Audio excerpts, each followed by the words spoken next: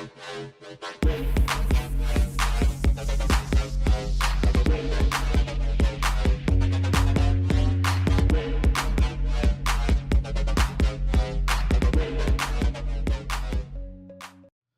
is up, everybody?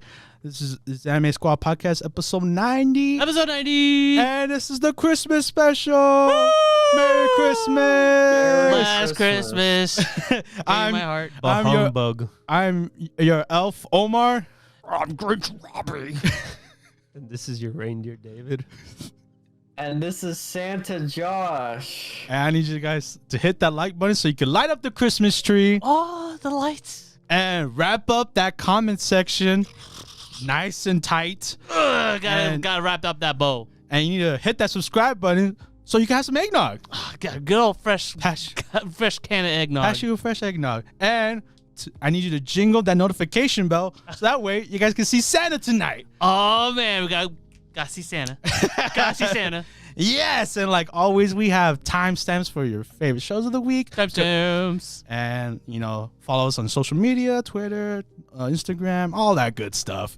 And this is the final week for the season. I know, final week of the season. Can't wait. Got a lot of reviews for this one. So yeah, so strap in, get your ears ready for us. But before we jump into our regular schedule, we have a little special like we like to do for the holidays. Yep. And for this Christmas special, we Skullface Bookseller Honda-san, the little Christmas special episode. Yeah, it's like legit. It's not even like the full episode we saw. It's that little segment. Yes, it is literally 5 minutes of your time if you want to watch it yourself. But this is our opinion about it, and I thought it was funny. Yeah, straight to the comedy. The Honda-san is just a bookseller, man. He's just a bookseller, and you get like a good idea. A little context. I've seen this, and I think David, you've seen it too. No, I haven't. Oh. Okay. I've seen it. Yeah, you're pretty much. I've seen it, and I was gently surprised when we put it on because I'm like, oh shoot, this is like one that I'm get to rewatch and stuff. It was fun. It reminded me as to kind of like how relaxing it was. It's just short anime. We only saw like that one little segment of it, and it pretty much tells you everything you need to know about kind of like how the show kind of flows and everything. So it was fun to watch. I liked it because it was my first time watching it. Yeah, and it's for all of us three: Josh, me, and Omar. Yes, the whole squad experienced. Well, almost all of us experienced firsthand of this episode. Yeah. So it was cool. It was cool watching it with you guys. It was a meme. A little meme. Very, very, very bite-sized. Very bite-sized. It was like 5 minutes, and it's like I remember I asked the question while we were watching. I was like, why are they all wearing things on their heads? Except Honda-san, because he's a straight-up skeleton. Yes. He's a straight-up skeleton who can speak for some reason. Yeah. Vocal cords. And the reason why he's just a skeleton is because he's very meek. He doesn't want to impose. He's very like Japanese, like the typical like Japanese like employees, like very like soft spoken compared to like all of the other coworkers that are like the opposite of that. Like yelling at people. It's very like relatable kind of like worker type anime. We didn't get enough of him in general because we just saw a snippet of it. Yeah. Rabbi, would you consider people to watch? Yeah, I would recommend it. I mean, it's only like 11 minutes per episode, standard 12 episode fare, and it's all like separated in like halves. So yeah, I'd recommend it. You could literally just watch the whole like series pretty much in like a couple hours. So you're not really missing much. But yeah, no, I'd recommend it. Yeah, I like the episode we saw because if you ever worked in retail, like you got to do holiday stuff. Gift wrapping in this case, yeah. Yeah, gift wrapping. You gotta wear the dumb Santa hat like you don't want to. And I thought it was cool. I thought it was funny. So yeah, after watching it, I'll probably give it a try. Fun fact, I was supposed to work on Christmas Eve, actually, and I switched my shift out, but I was supposed to dress up, and I didn't want to do that, so I related on a personal level to this. Yeah, because the manager's like, no, you guys gotta wear the hats, the Santa hats, and then New Year's, gotta wear that little mochi thing. You get mochi on New Year's. That was funny. I didn't see that coming. So yeah, I think it's gonna be a good time. Plus, it doesn't waste your time. It's like No, it doesn't, no. very short, 11 minutes. So if you're looking for something, I guess, Christmas festive, check it out. Check it out yourself. But with that, we move on to our regular scheduled program, which we have Sakugan, episode 12, and the final episode of the season. I wanna emphasize that it's definitely a season, because there's other than finding out that Memempu is a rainbow child and not actually Gagumber's child in the fight and whatnot, nothing's really resolved. No. It is straight up, this is getting a second season because the journey continues. Yes. And I don't know. I know how we said when we were watching it, like, we'll watch it. Your opinion? I don't know. Oh, okay.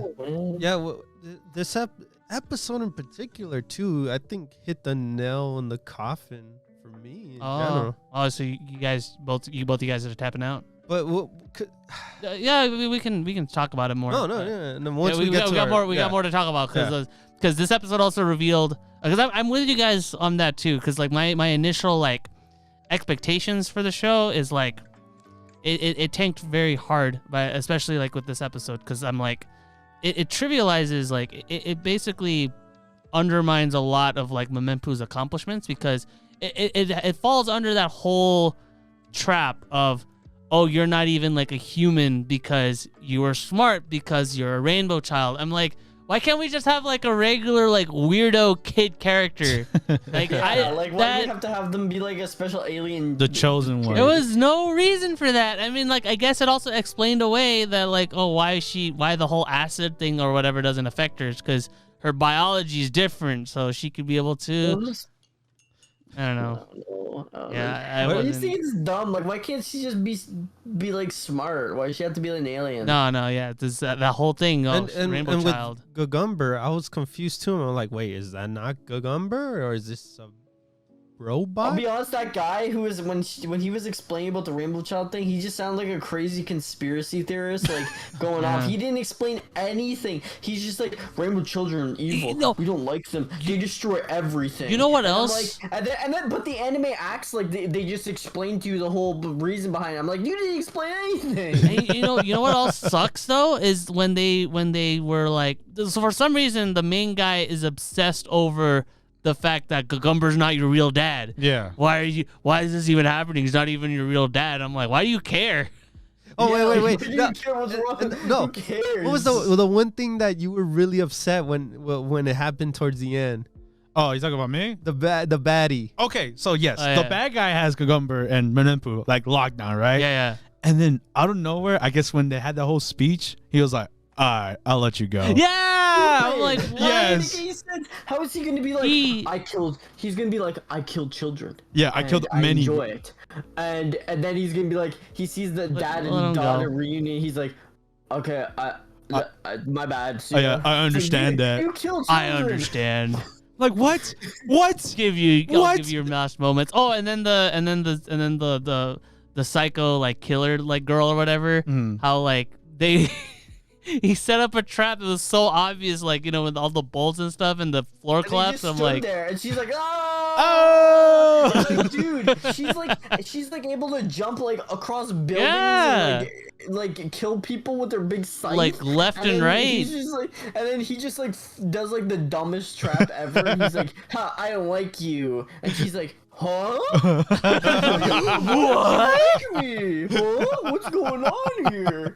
And then she just like, and then she gets all the things around her, and then she just stands there and she's like, ah! It's like the most cheesy villain death of all time. Like, it's like the dumbest, most half-assed thing I've ever seen. Like, oh my god, I was laughing. It was so stupid.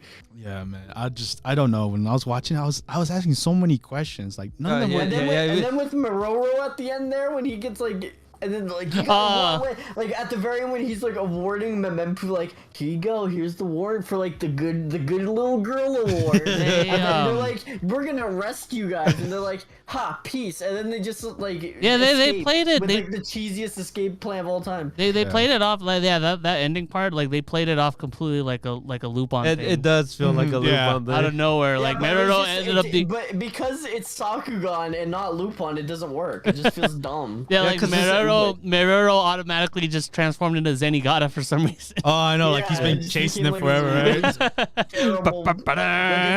A complete character shift from like him being like this really, sophisticated, smart bureaucrat to like this zany, wacky Cucumber! I got you now! Like, what is happening? And at the very end there, when they try to like go through all their past, look, there's Cena. She's seeing. Oh, remember her? Yeah, last Remember week's. her from that episode? Like that episode that was pointless. That was filler, basically. Yeah. That was just filler. How are you gonna have filler in a 12-episode anime? All right. Let's get to the review. meat and potatoes. Yes. Oh yeah, so that was episode 12 of Sakugan, and yes, it is getting a second season. I think it was confirmed. I don't know yet, but yes. So the funny I don't thing know if is, the budget. they've hinted at it. Like they've straight up like They set it up for it. They set it up for it, but like I didn't hear any news as to whether or not it is getting a second season. I think it'd be like a Yuri on Ice type thing where it was like it said in the end, get ready for season 2, and then it just never comes. It never comes out. It just never comes. Same with Panty and Saga, it just never comes. Yeah. Like So Panty and Saga, I felt like they did as a meme. That but one was trolling. no, but but this one, I feel like this one they're making it so like they're saying they'll get a second season, but not really. Yeah, they're setting it up. It's basically like the Super Mario. They're praying to God that that it will do well so that they can fund it for a second season. But I don't think it did well. Yeah, I don't think it did people either. liked it. So. I don't even know anybody else that's seen it, to be honest. Yeah. Yeah. But Who wants to start? I guess I'll go. Yeah. So I guess like I know out of all of us, we did say that like if it is setting up for a second season, then we'll watch it. I'm still kind of holding on to that just to kind of see where the story goes, because again, from that initial kind of like premise to see kind of where things were going, I was intrigued. But man, the last batch of episodes, and the funny thing is that the decline of the series was kind of like a squiggly kind of decline, because between once every other episode there was like an episode that actually did offer more in terms of character development, in terms of relationships and all that stuff. But then the episode after that, it's just like all of a sudden it's like, oh, we're have a wacky road trip through the desert. Oh man, look at us, we're drinking cactus water. Yeah. All that stuff. So I don't know, honestly, like especially like because I'm with you guys, like especially after they revealed that Memempu wasn't actually Gagumber's like legitimate child, and all that thing with her being smart and everything like that is like actually part of her species. It's like, really? I don't know. I hate it when stories do that, where they just kind of like just drop that on you and this weird quirky thing. I hate that with Dragon Ball too, when Goku is like when he eats a lot, and like, oh, it turns out it's a Saiyan thing. I wasn't a big fan of that. Despite me loving like the Saiyans and stuff, but like anyway, I don't like that stuff, and because it kind of removes like, sorry to hijack, but I want to say it kind of removes when the writers do that, it removes their personality a little bit. It does. It's like, oh, their personality isn't that they're smart and that they're, or like in your case of Dragon Ball, that they eat a lot. That's not their personality anymore. That's like ingrained in them. Like, it kind of gets rid of their characterization, because like, oh well, that quirky little character trait isn't a character trait. It's a anymore. species thing. Like, it's dumb. Yeah, it's a species thing. So so I'm not a big fan. I guess going on to ratings. Again, like I do like the character dynamics. I like Memempu as a character, and I like the relationship with Gagumber. I just kind of wish they did more with that relationship, because it feels like, because I'm with you, Josh, like the anime, it sets up more as kind of like a father-daughter kind of like road trip kind of thing.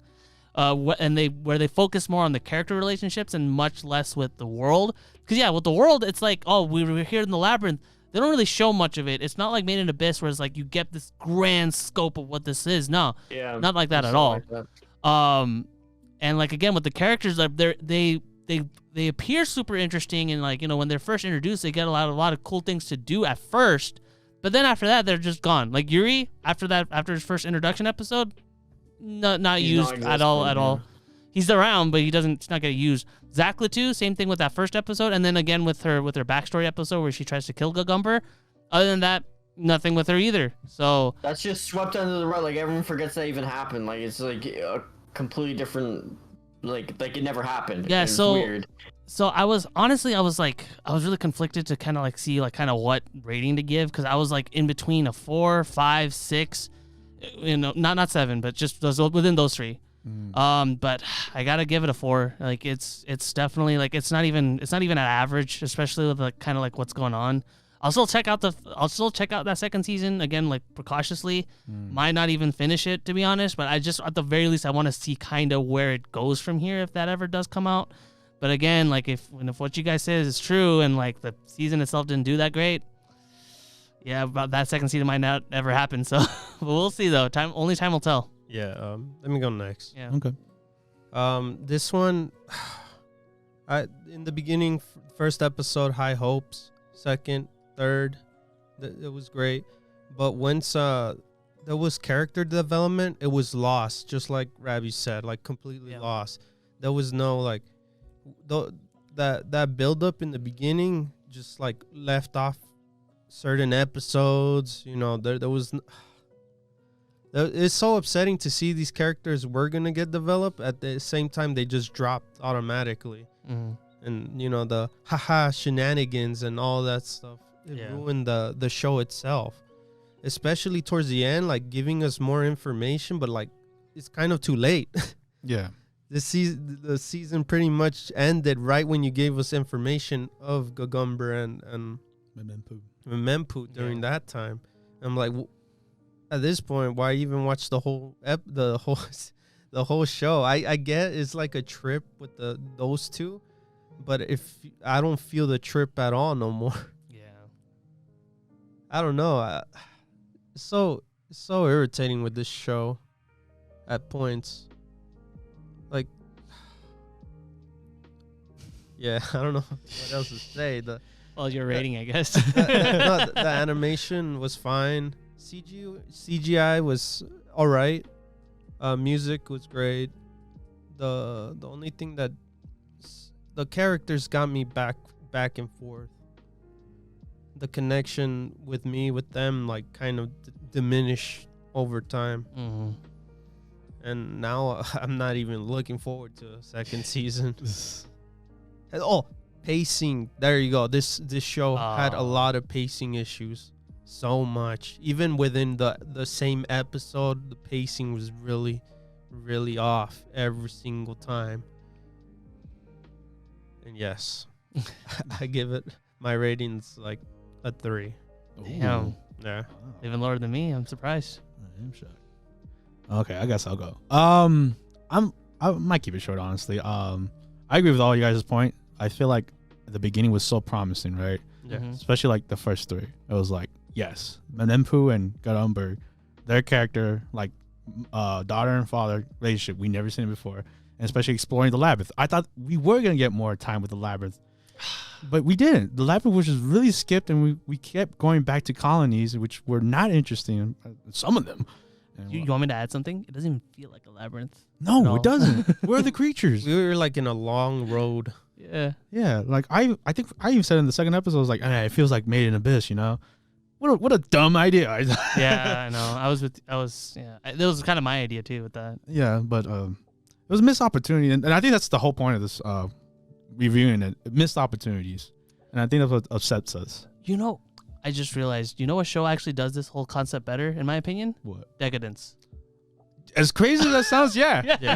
You know what? I was just gonna say it because I read a review that compared directly Decadence and this show together, and they said Decadence was just a better version of this. Yes, it is. Yeah. So we took Decadence for granted, man. I gave that a good rating. Yeah, I did too. Yeah. So but it is nothing like Decadence. But yeah, back to Sakugan. Just like after the third episode, just dwindling down, like you said, like it's just squiggly down spiral. And just, I wish we had more time with Memempu and Gagumber, because those are the two characters we honestly those are the only two you really care about, because the other two, or any character coming in, doesn't matter. The ending sucks of this season. It's just like, man, no one's excited. It's second in the season squad. bait, yeah. It's just like, it's a shame. So, like I said, I was keeping it short. My rating's 4 out of 10. We'll see if we watch the second season, if it does happen, but don't get your high hopes for it. Josh. Right, so pretty much everyone said kind of what I was gonna say as well. I'll just go more into detail with my thoughts. This show was a huge disappointment in every way, and you could hear it in our, if you go back and you watch our as we watch the show basically throughout the season, you hear our voices when we talk about Sakugan slowly get more and more irritated and like more critical of the show, and it's just like, where is it going? It was something I was scared of when I first saw the first episode, because I'm like, okay, this has promise. You have already a good dynamic, you have something serious that happened, you have a traumatic event that happened. They're gonna set off on a journey. Please make it a character-driven story about the journey. Something like a Made in Abyss, something like a, you know, even like a Mushoku Tensei, like a traumatic event with a character-driven story. Like, please make it with world building about the journey. And they literally were like, okay, we'll have a journey, but like after, you could watch the first episode and then the last episode and you pretty much get the whole story. Like, seriously, there was no reason to have any of that middle stuff in it. Maybe like 1 or 2 episodes were like, oh, kind of important, but it felt like a random string of OVAs. It felt like you were just watching like an OVA here, an OVA there, like random crap that had no bearing on, like the cactus one had no bearing on the story. Why did they make an episode about that?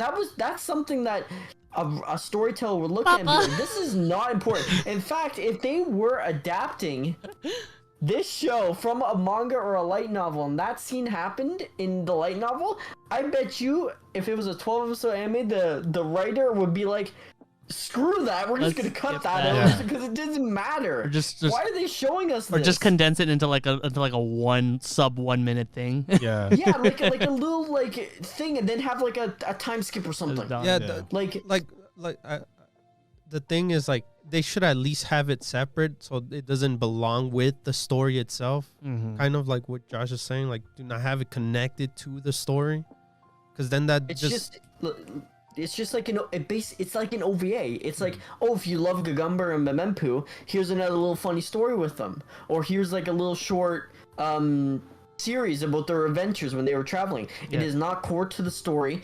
And that's where Sakugan fails. It's because it sets up this great premise and then decides we're not gonna do anything with it at all. we're just gonna sit here and show you a whole bunch of random funny stuff and hope that we keep your attention because we don't know what we're doing with the story. And then at the end they were like, oh crap, we have to wrap it up. Rainbow Child, random event here, Gagumber's not the real father, all this like nonsense here. And there's even, I could go all day on this, but I'll mention one more thing. That whole scene with Zachlatu and Rufus and the whole connection with that is wasted potential in every way. How are you gonna bring up a character who died tragically with Gagumber while he was a marker, and he's going through this with his daughter now? How are you gonna bring that up for like 5 minutes in the whole show, and then have this huge intense scene where Zachlatu was trying to kill Gagumber, and then have all the characters be like, yeah, whatever, who cares? It was a bad day. Literally, the episode after that was when they were just stuck in an island in swimsuits. And they're like, let's stay cool, guys. It was so irritating to watch that because that's a good character moment. That provides, like, tension amongst the group, and to have that just swept under the rug, it's just, this is like just failed writing, and it ticks me off because as someone who has a journalism degree, knows how to write, knows what makes a good story, loves to analyze stories and really delve into that, it's like, effed up, man. You just shot really yourself in the effed up foot. bad. Like, I don't know, it's so disappointing. It's so sad to see something that had a good premise and a good father-daughter relationship going into it do nothing with it. Gagumber never changes, really. Memempu never changes, really.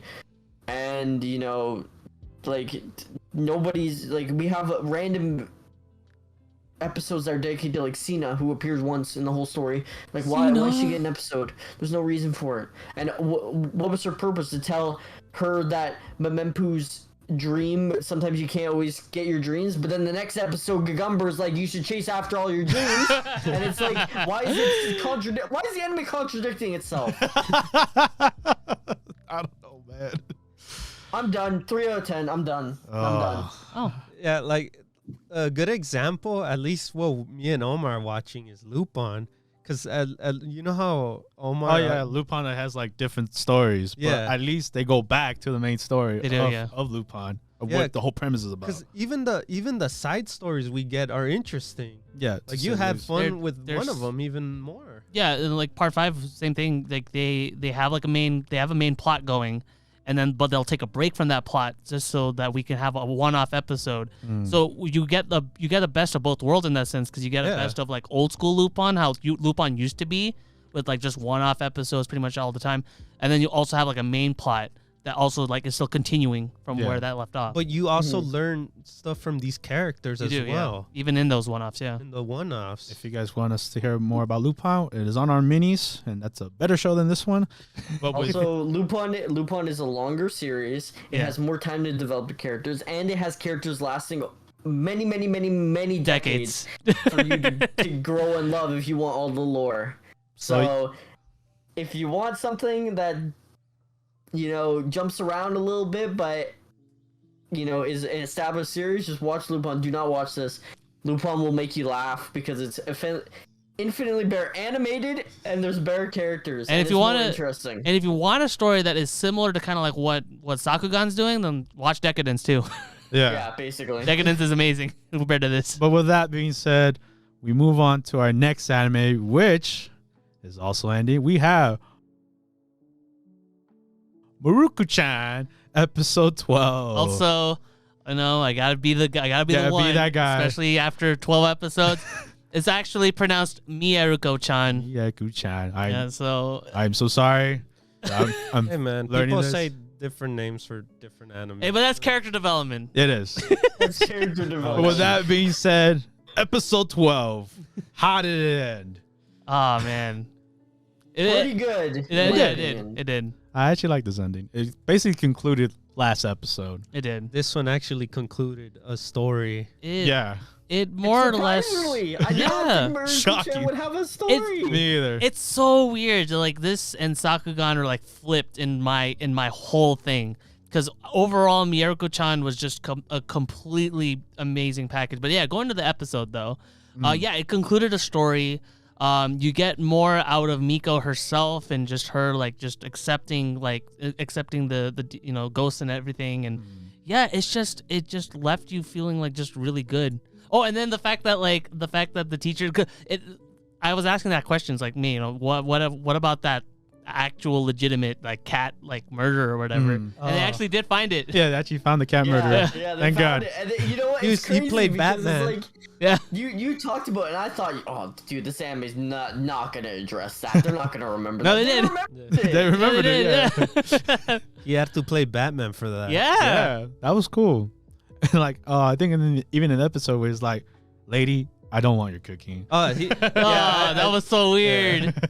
That lady's weird. Was weird because the lady walked off and was like, I thought I hit the mom. I'm like, what? Is this the cat murder? Like, what's going on here? No, she was putting her hair in the food.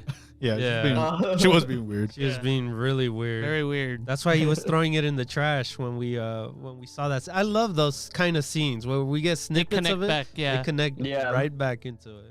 And you can see like him being like more confident again, like because before he used to kind of like, you know, keep the chain on or whatever on the door, and now it's like, I'm just outside. It's like that's new. It's like, but I'm moving though, so no more of your food. Because I need more space for my cat. and then with the girls too, as well in school. You know how they always flirt with him. He said, nah, I'm good. But now that Miku used up her 3, she had that weird dream, right? Yeah. She had that weird dream. It was like, they're gonna kill me, which is terrifying. It still keeps that mystery. What I really like though is that it still keeps that mystery element because you have this good force, but it's still relatively unknown. Like Miko still doesn't have them figured it out yet. I love how they show them like physically, instead of just telling you, like instead of Miko just being like, this happened. I don't have them figured out. They scare me. Yeah. They actually show them as like they have this good aura, this bright aura around them, but they look scary. Yeah. Oh, especially the big one because it's like they've helped you this whole time, but they're so unknown. Like she's still scared of them because they look scary. But yeah, that dream was terrifying. I don't blame her, and like even with like almost in the end where like you see the good ghosts and they're like stalking her now. Yeah. They're like, yo, what up? Where's our you can see me. Yeah, where's our that was awesome. That last scene. That last scene where like the ghosts actually saw us. Yeah. I love that part too. It was like I was like, ooh. Breaking the fourth wall there. They at the camera, I was like, can you see me? And I'm like, yeah. Imagine watching this in VR. Oh man, jumping in the screen. Oh my gosh, so the little boy scene with the balloon popping in VR, I would poop my pants, man. That would be terrifying. And I think that's how the episode ends, and it's pretty like obviously the conclusion of episode 11, and then this is just like what's gonna happen next. I would love to see more. Honestly. This one didn't actually say they're gonna have like a second season, well, within the show, but it feels like they should make more. Yeah. You could still do so many ideas with like ghosts and then Miku overcoming, and then and of course we don't know anything of the manga, so who knows if this is actually like there's still more story. But for what it is, I'm fine with it. Like for this just season itself. So yeah, this was episode 12. That is episode 12, and let's just jump into reviews. Who's the split one? Rabbi. No, I'll go first. You go? Yeah, I'll go first. So, Mieruko-chan is something I did not expect. It was literally the anime. I'm like, okay, I know where it's going. Yeah. And then literally after episode 2, it changed. It flipped. It became a good anime. Yeah. Because obviously, like the first two episodes fool you. You think it's gonna be like an ecchi, scary anime. I'm like, oh, okay, that's what you guys are. Okay, that's fine. But then it just ditches the whole etchiness and it becomes legit scary. It becomes the idea of like ghosts, or like what they do and how they get you as well. And like what, not all ghosts are bad, obviously, and not like even ghosts that are bad. They just do whatever like nonchalant, mundane things. Like there's a ghost girl in the bus all day, trying to catch people. Or there's like a reaper ghost that's like reaping the ghosts that possessing people normally that don't know, and that's cool. Or people exactly. Different types of ghosts, and some of these actually most of the ghosts, the designs are awesome. Yes, they are very unique. They are very unique. Like you see, I remember the one with at the gym. That was terrifying.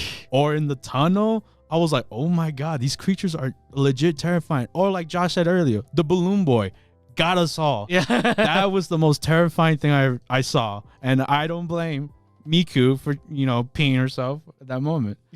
That was terrifying. She peed herself on the train. I don't blame her when she saw the guy wielding the axe slicing through people's heads, man. I don't blame her. I literally legit relate to Miku, like just like damn. Especially I even enjoyed the little moments where like she gets to scream in the haunted house. That was so cathartic. I love that, dude. She finally gets to like be scared for once, and I never be normal. And I never do it, but like I legit yell like yes, like for her. Like I was excited, like yes, you get to say like, oh, don't chase me. I could go on and on, but I'll let these guys say their piece. But I really love this show. I thought the concept was cool. The designs of the ghosts were cool. Miku never bored me, and I was always excited to see the newest episode. So with that being said, it is an 8 out of 10 for me. Nice. I was all with you like on that one, but like for me, like I was more critical on it because like I was thinking to myself like, oh man, this is gonna be like one of those anime where it's like it's gonna go down the same path over and over again. It's just gonna be like a new Ghost for the Week, which and I was cool with, but like my main like thing was like, oh man, what if I get bored of it? And that never once happened with me. Like you do actually like think up on kind of like what's going on, and especially like after they reintroduce like the teacher again, like you have no idea kind of like what to expect. Like it flips and dips like everywhere in regards to kind of like what you're expecting. And honestly, the way the anime was advertised as a horror comedy, it actually does nail that completely well with that in regard. Because like most of the time you have anime or like just shows or anything in general that's like comedy with the horror theme in it. Yeah. But this one is straight up. It is like horror comedy. Like it has its funny moments, but like when it's scary, it's scary. Like it does get you. It's like, oh shoot, like what's gonna happen? You don't even know. There's still a lot of stuff you don't know, and like I love just stuff in general where like the horror comes from the unknown, and this straight up, like it has that down to a T. Like it only trickles down like the information that you need, and not just flat out ruin that moment or whatever. Like you'll get like you'll have like one question answered, but like two more questions pop up. So yeah, with that being said, overall, I want to give this anime a good old 7 out of 10. I would probably bump it up to an 8 out of 10. But I kind of wish we saw like personally, because again, this is a me personal thing. I kind of wish we saw like more character interactions. Like I know this is mostly like a Miko story, but I wanted to see more of Yulia. I wanted to see more of like Hana too, even though like, you know, Hana can't see the ghost at all, and like, you know, Yulia can. Hopefully if they do get a second season, I want to see like more character interactions and like more ensemble stuff between them. I think that'd be really cool, and I hope that like, you know, also networking as well. Like that was kind of like one of the things I kind of like wish, like, oh man, I kind of wish and they did towards the end, because like Miko, you know, when she says like, oh, you know, Hana has like that good aura. He didn't know that before. Yeah. But I want more of that, where it's like people could kind of like go back and forth between like info and stuff. I was so relieved that like she finally like acknowledged Yulia into like, yeah, I can see them. Cause yeah, it was really safe. It was a really natural like conversation too. I was they so were happy talking about Hana, and Yulia kind of brings up like should we tell her, you know, and then Miko's like, you'd scare her too much. Yeah. She'd get too worried. So yeah, so that's why like as just an introductory like kind of season, I want to give this a good solid 7 out of 10. But I can definitely see potential in this like climbing up to like 8, even 8.5 material for me. So yeah, 7 out of 10. Nice. Great show. All right, for me, it was an adventure. I enjoyed her journey through from the very beginning to finally she's realizing she's gotta deal with all this stuff no matter what, you know. She can't escape it. Acceptance. She pretty much accepts towards the end, and that's what I enjoyed about this season in particular, if there's gonna be more. But for this season, I like where it's going. I like the pace where it was going. Like she was learning little by little from every single episode. Yeah. And that's what I really liked about her too. I enjoyed all the characters. I love the ghouls, all the ghosts and stuff. I had fun with everything. There was the transition between like the etchiness, the comedy, it didn't bug me as much. But once it started, the etchiness started leaving even more. I think the show even got even way better too. Blossom more. Yeah. And yeah, I could say more. The opening, I really enjoy. Omar loves it. I love that song. I love that song too. Oh, it's amazing. I never thought I could jam to that, but it's just like, oh, it gets you pumped. And even when you read the subtitles, it's like catchy. Yeah. I think what gets you is that it's a poppy song, but it's a horror themed poppy song. Yeah, because everything she says, like, be scared, I'm scared, I'm scared. Oh no. That's what's so great about this show. Yeah. So yeah, for me it's an 8.5. Oh, damn. Nice. All right, Josh. Hey, you know, I don't want to be like to these guys, hey, I told you so, but I have like a spidey sense when it comes to good shows, and none of the guys thought this would be good. I felt like I was like, I know David obviously he's like goes with the flow kind of stuff like that, but I know Rabbi was he wanted it off the podcast in the beginning, and I don't blame him because it looked like it was going down that route, but something just told me in the back of my head like, stick with it. It'll get good. It'll be promising. Stick with it. So that's why I was like, okay, we're gonna stick with it. I want to stick with this. Like, I'm passionate about this because I feel like this has potential. Like, they're doing right things with it, even if it comes off as like a campy premise. And that's what they did.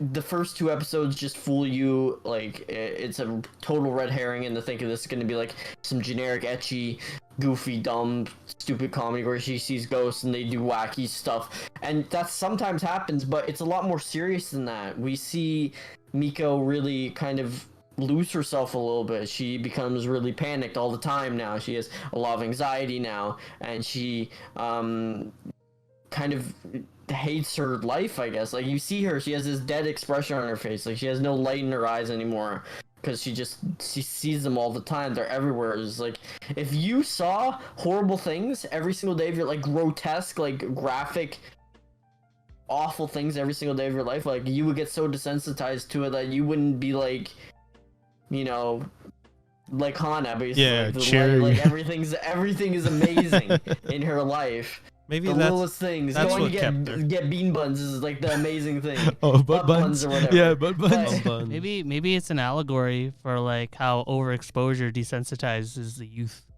it could be. I don't think it goes that deep. I don't think it goes that deep. I pulled a Josh just now.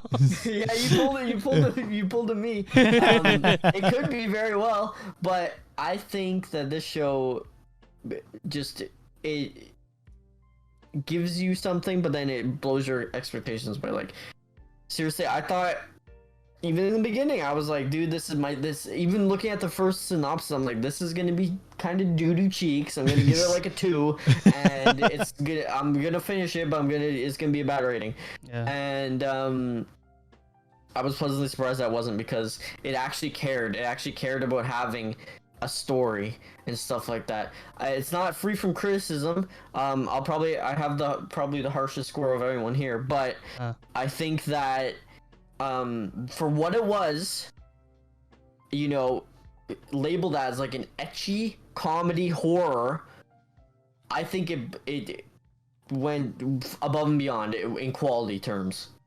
Like, seriously, just even seeing the expressions on the characters, like when like Miko, when horrible things are happening, is just like, she has like a genuinely frightening expression on her face. Like, she's terrified.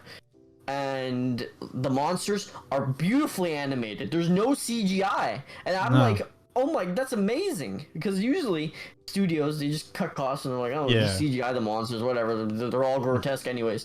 But no, everything's animated well, differently. They have a plethora of different designs for all of the horror monsters. They have different like lore in it too. Like, some of the monsters, like her dad that she sees every day, is like very friendly and bright and cheerful. The good monsters that save her are they're surrounded by a good aura, but they still look scary because she's unsure. And you know, you got like some monsters that look more human, some that look absolutely horrific, and are really evil. And even the whole ending where they tied it up in the little bow, because it's like, oh, she actually helped someone, you know? Even though he couldn't see it, he was like being tied down by the presence. Yeah. But she got rid of the presence of the teacher's mother. And I just think it was good in that aspect. There are a few things I think needed to be better, and I don't think it's as high as what you guys said it is. I think it's about a 6 out of 10. I'm really impressed with this show, and I'm looking forward to season 2. So if you haven't watched this show, please give it a try. Just give it the 3 episodes. It was well deserved. And so I think with that, we move on to our next anime. We have Platinum End, episode 12. Oh Lord. I forgot we were keeping this one. I saw the episode though. Hold on. I didn't see Platinum End, so you might want to even just get rid of this section if you guys don't want to talk about it. No. I actually do. I actually do, because we couldn't. I still haven't last episode. That's I still haven't stopped it. No, I still haven't stopped the podcast, man. We could keep on going, man. I Okay. really have Okay. much to say for this episode. You know, I actually do. Actually, yeah. Whew. Go, Rabbit. No, I'll go. Okay, I'll lead it. Go. I'll lead it. I'll Go. lead into it. This actually bumped it up for me this episode. Really? Yes. Really? Even Yes. Omar? I was like, he's in my side for that. It's cause no, the reason why is all because of Mirai. Cause Mirai, like it made me realize as to kind of like why it's been kind of like going down for me. It's because like the focus was taken away from Nase and Mirai. Because the thing is that like I like those characters. Yeah. And to me, the focus should be like mostly on them. And seeing like Mirai and like kind of like his quick thinking and stuff like that, I'm like, I enjoy this a lot. But kind of like with kind of like how he's doing things. Like, yeah, you know, his whole like I'm not gonna kill thing, like, you know, isn't great. But like the way he he was talking back to like to Metropolitan and like how he's like, yeah, you're worse than a cockroach. I'm not even gonna like consider that. I get where you're going with, but this build up within one episode? Really? I think so. I don't know. I don't know. It was 12 episodes and we barely get this. I don't know, man. It's just like I don't know. The thing is that like I was with you on board, but like I don't know, when Mirai was like giving his speech and stuff like that, I was on board with that. I don't know. And I hate the fact that the villain were just standing there. This felt like no, DBC. Metropolitan. The DBC fight. It is. It is a DBZ fight. But like, no, it was. I don't know. Like, it was also like really cathartic to kind of see like Metropolitan just like not have any allies left. Like the crazy doctor lady. Dumb. She died. Yeah. And then of course like Hajime also died too. Oh yeah, spoilers. Hajime dying also. Like he was like, I don't care about any of that. And of course like Mr. Explodey Man died already through blood loss or whatever. Probably. Yeah. And the kid leaving, I'm like, he didn't even care. He's like, yeah, the kid left. Oh. I should have shot him. I don't know. I thought that was really cool. Like he just like, because the fact like his approach and stuff, like he doesn't even care, or at the very least he thinks he's like he's hot shit and whatever. Yeah, he thinks he's hot shit or whatever, and like kind of like seeing that kind of like turn down a notch. I'm like, all right, I think I found my calling. I want to see how far this guy falls. Metropolitan, and I want to see like Mirai, like this can like go completely south, and like my thing will be like, oh, you know, Mirai, you know, doesn't actually like succeed or whatever, or like Mirai basically turns into an even bigger asshole than he does. But I don't know. I think my third eye opened to this one. No, your third eye is wrong. You're on a different boat. Yeah, you're in a different boat, man.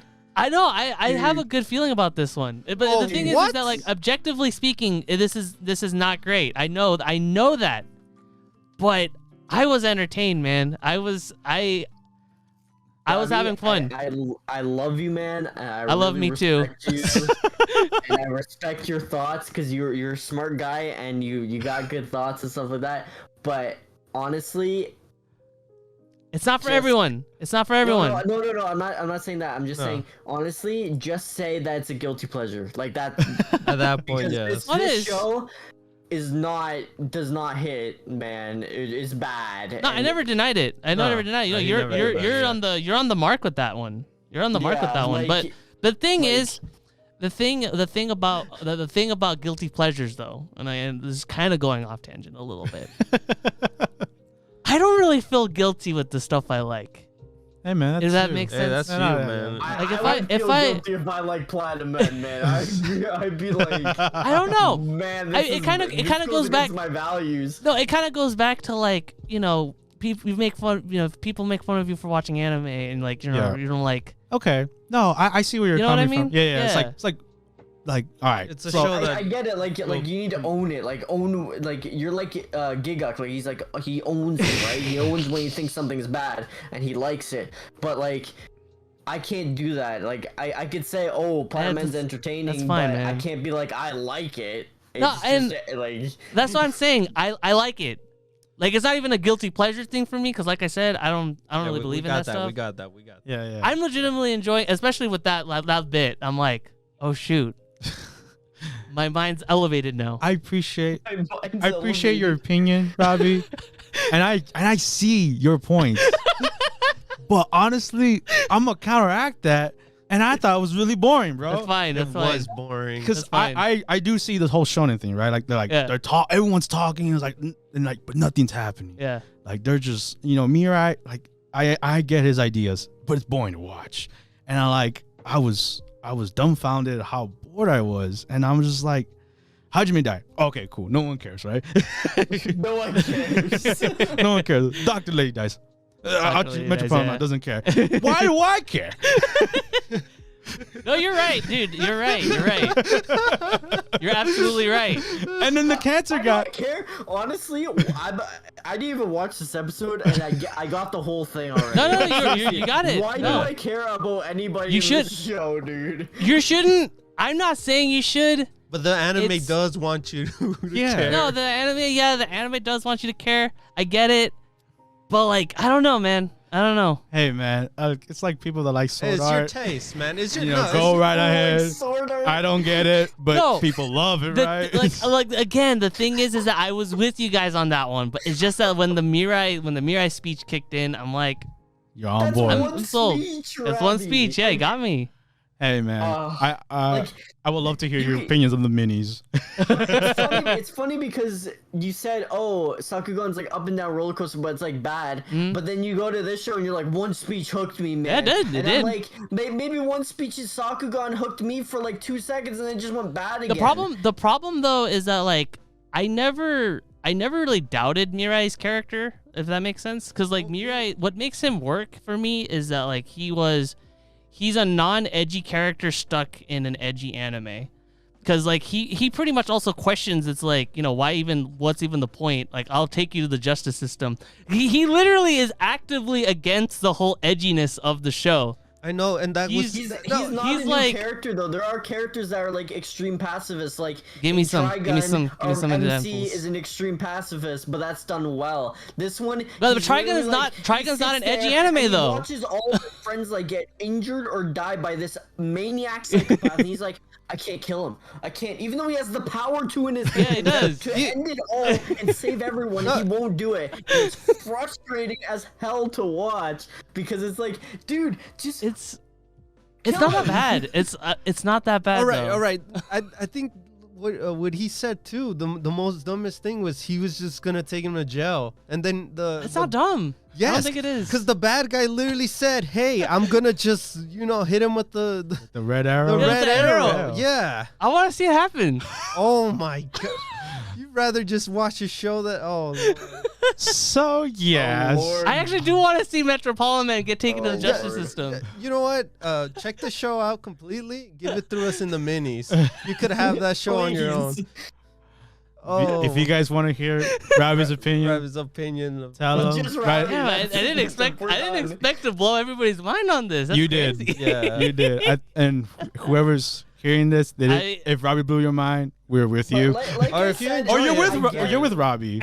I would love to I know. get that Robbie is okay with this show existing, and that's fine. Like, it's fine to like bad things and be okay with it, but like to sit here and like defend it when I'm not it's just defending bad, it. I'm literally all I'm doing. Like you guys are completely I'm not saying on anything. the mark. You guys are completely on the mark.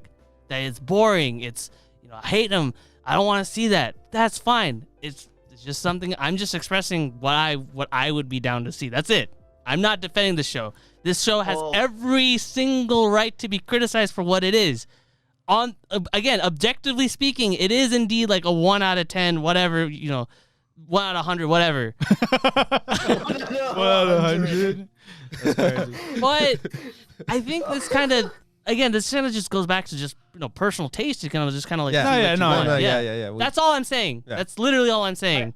Yeah, I understand, but I feel like I don't know. I feel like there has to be a little bit of correlation between like enjoyment and how good something is. Like, I don't feel like you could enjoy something that's a 1 out of 10. Like a 1 out of 10 or a 2 out of 10 or a 3 out of 10 is like actively I'm not enjoying myself. No, that's why And, like I feel like you have to rate it higher. Like you have Oh no, to I like am. more I would things be. I would. than just like, oh, Mirai's speech. I feel like you have to be like, oh, I think Metropolitan Man is like such a goober that's funny or something like that. Yeah. And yeah, I think with that being said, let's just move on to the next anime. I would love to hear your opinion at the end of the show. And I will remind you to do it. So don't you think you escaped? Okay. Like, let us know too. Those are the ones. And with that being said, we move on to our next anime. We have Arena, the Vampire Cosmonaut, episode 12. Woo! And this one also ended. So It did, yeah. And I think it had a nice conclusion to this. Yeah. I like how, Anya did that headbutt. The conclusion I felt like was really campy. It was. And like, I love this show so much, but that ending was like, I don't know. I don't. Here's how it felt a little low quality compared to the rest of the show. In my opinion. Let me say my bit right here. When I was watching this episode, I had to actively, like, when I saw Irina like run toward, like, Lev and all that, I had to actively like switch my mind over as like a Soviet patriot. I was like, I had to turn my mind into thinking. You turned that. I had to like pretend that like I am for the motherland. You have a meter that's anyone that is against our country should be shot on sight. I was saying that too, bro. You're getting the snipers. Yeah, and that's why we're bros. That's why we're bros. We're bros right here. Cause like I was like, all right, yeah, because Anya's getting shot right there. All right, Irina should have got shot like multiple 20 times. Should have got shot like 50 times. She should have been Swiss cheese. So during this time, me, Omar, and Josh were watching the episode, and I was the Secret Service people from Russia. Yeah. And I was like, I had my sniper out, and Lev is giving his speech. I was like, "Oh, are you gonna say it? Are you gonna say it? You gonna say it? Yeah. You gonna say bad things about the motherland? I mean, like, just the fact that like the people were just throwing vodka bottles and that was it. I'm like, I'm surprised they didn't like. It felt very for such a like surprisingly realistic Yeah. kind of portrayal of like Soviet Union racism, like how important the space race was back in the 60s. So, like, for like a surprisingly realistic portrayal with that, even though it has vampires in it or whatever. Yeah. That ending was just like total camp, like total cheeseball. Yeah. Like goofy ending. She's like runs and does a Luigi head bash against the guard, and the guard goes flying 50 meters. No one pulls out the rifle. I don't know if to shoot No one Irina. shoots. I don't know if I mentioned this, but like the last episode, on the last frame of the last episode, when Anya does like the cat face with like her having that plan, I'm like, oh boy, she's about to commit federal crimes against the state. Yes. I could tell. Like, No, I when just they felt put him like to it was sleep. just super dumb and cheesy, and it kind of like it honestly lowered my score because I was like, Yeah. you didn't end strong. Like Yeah, you no. ended off. It It's felt- like you rushed this ending to try and make it like this really happy ending. It felt like a Cinderella story. No, and I think what it is that like throughout the whole series, again going a little ahead, but throughout the whole series, we had struggle after struggle, just getting to the point where Irina isn't like executed was bad enough, and now all of a sudden we're just seeing her being pretty much put on the same pedestal, if not more than Lev was, within like a single day. Even when Lev was doing his speech and he was talking about her as a vampire and stuff like that, and then everyone was throwing the vodka bottles and be like, "Monster, get out of here!" And then they do like a 180. Yeah. They're like, oh yeah, she's awesome. And then they all start clapping. It felt like it was a dumb Reddit story. Yeah. It was just like That really or Disney film. bad. Oh yeah, it felt like a Disney thing. Yeah, no, for sure. Like a Disney thing. And then that cheesy like ending where they're like, actually, the vampires do go to space and they do visit the moon and the International Space Station. At the very end there, it was like, the president or the prime minister of Russia was actually like on your side the whole time, and we planned for this all to happen. It was like a huge inside job, and I'm like, even Lev's like, what? Like, when was what this? Are you talking about? That's so stupid. Yeah. And I'm like, this is stupid. And then they had this really cheeseball ending where they're like, together we will conquer the moon. And so I'm like, Oh, hold on. like, We're progressive, all right? Yeah. We're not like the other country. The only thing I liked, actively like really enjoyed about this episode was that we got to see a little bit of the UK and how they have Dompiers over there and stuff like that. Like it sets up kind of for a season 2, but this ending was just like, I don't think so. I mean, like, doing. I was on board for season 2, but like then they were showing like the flash forwards and seeing kind of like how space travel and just like all that has progressed over the years. And I'm just like, I don't know. It just looks like they're trying to cap itself off. It feels. It felt like the ending to the show. Yeah. And I'm just sitting here like, dude, the first 11 episodes were so good. Let's go through the reviews now. Yeah. Reviews. And then that was episode 12. That's how it wrapped up. And we didn't get a bite. No bite. Omar. Yeah, no bite. We didn't get a bite. I was very upset. I guess I'll go first with this one. Yeah, so I'm pretty much with the boys on this one. I was expecting like, again, especially with that last episode, it felt like it was just trying to tie up all its loose ends. Again, like I'm for happy endings.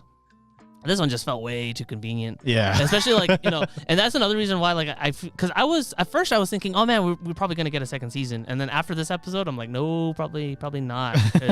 Because all of that struggle that was seen of like, even just getting Irina not killed was an experience in and of itself. And now it's like, oh, she's pretty much like an equal citizen. So now there's no like struggle to even be like, oh, let's be the first ones over to the moon now, because it's like now Irina is just going to be treated like a normal person, which is great. That's what we wanted to see happen.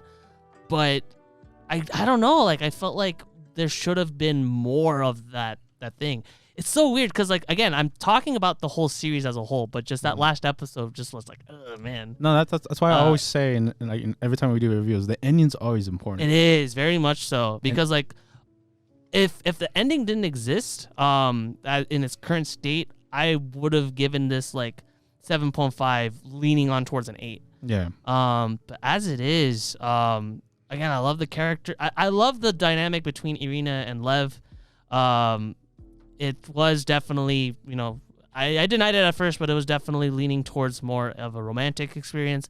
Though it's kind of weird because like the anime still hasn't flat out said, you know, I love you or anything like that. Like they haven't become a couple, and that's another like disappointing thing. It's like now we don't get that. If it is ending, then we don't get to see that any of that happen. Yeah, or we any just of that got blossom. hand holding. Just hand holding and like almost a bite. Almost. Yeah, with that, I'm really debating. I want to probably give this like maybe a 6.5 out of a 10. Because again, with that last episode, the way it ended and kind of like how I was like, oh man, 6.5. Let me go next. Okay, go ahead, David. This show was going at a nice pace, but like Rabbi said, that ending like ruined it.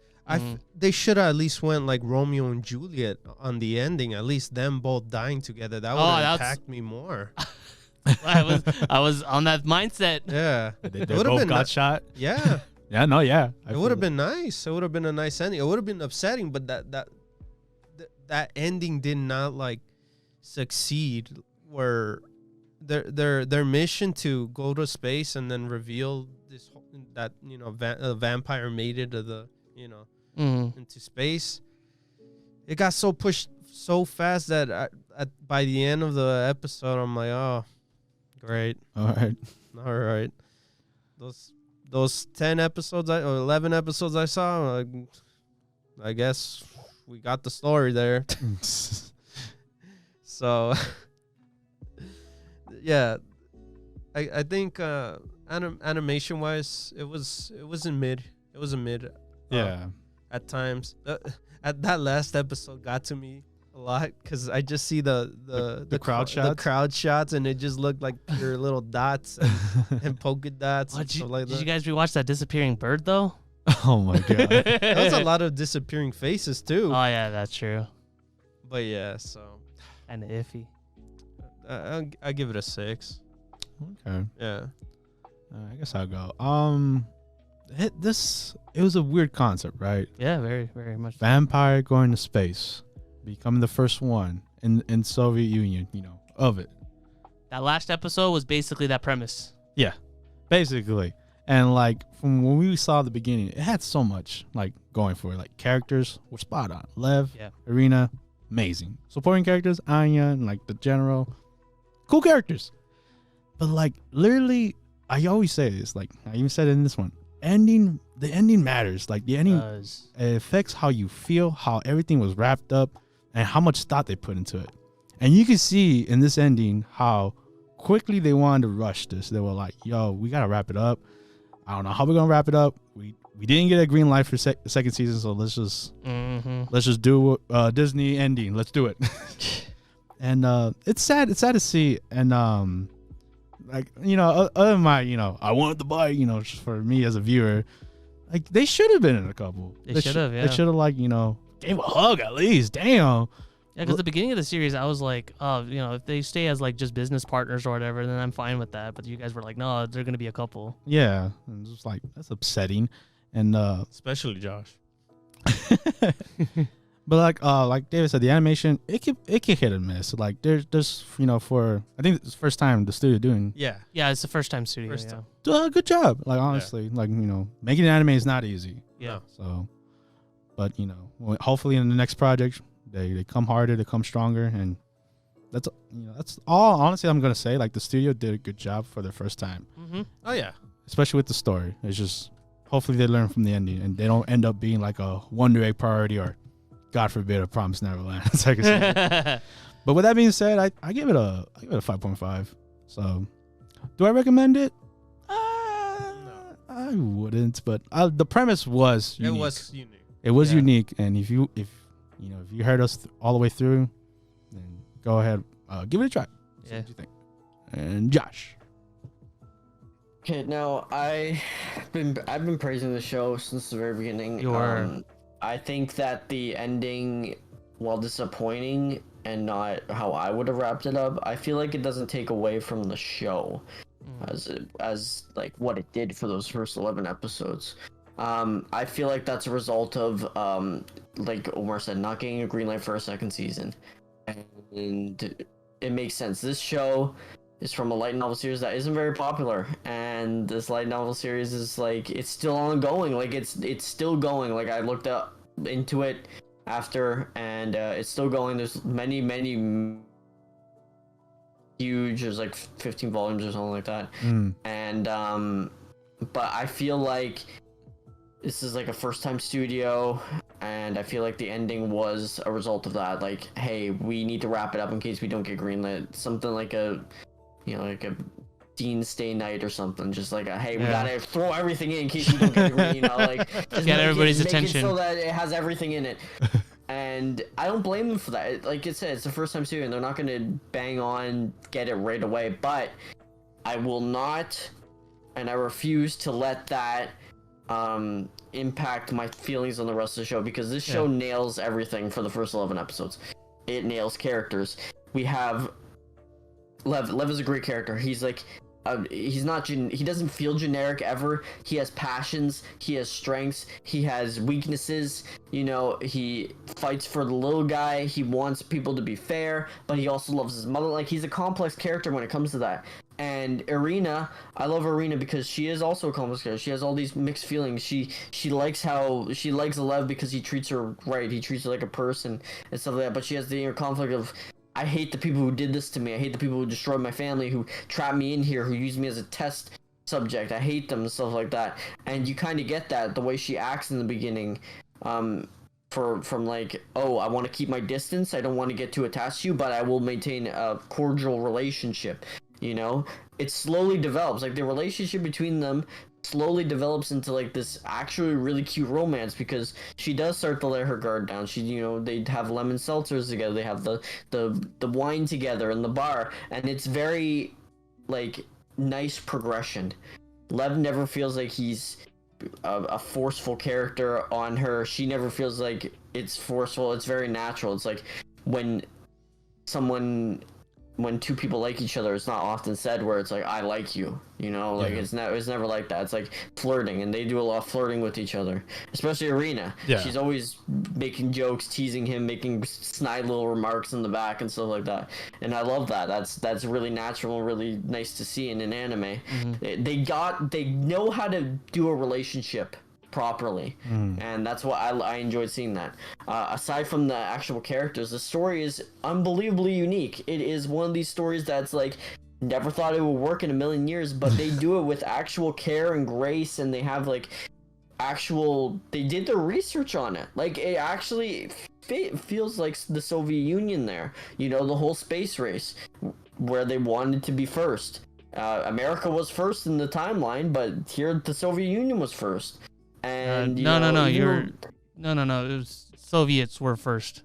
Yuri Gagarin was to put a person in space. Yeah, Yuri Gagarin was the first, first person. I was thinking about going on the moon. So Lev is going on the moon. Yeah, so Lev is basically this anime's Yuri Gagarin. Okay. Thanks, Robbie, for that history. You're welcome. I was not expecting that, but thank you. So yes, Robbie's correct. The Soviets were the first in space.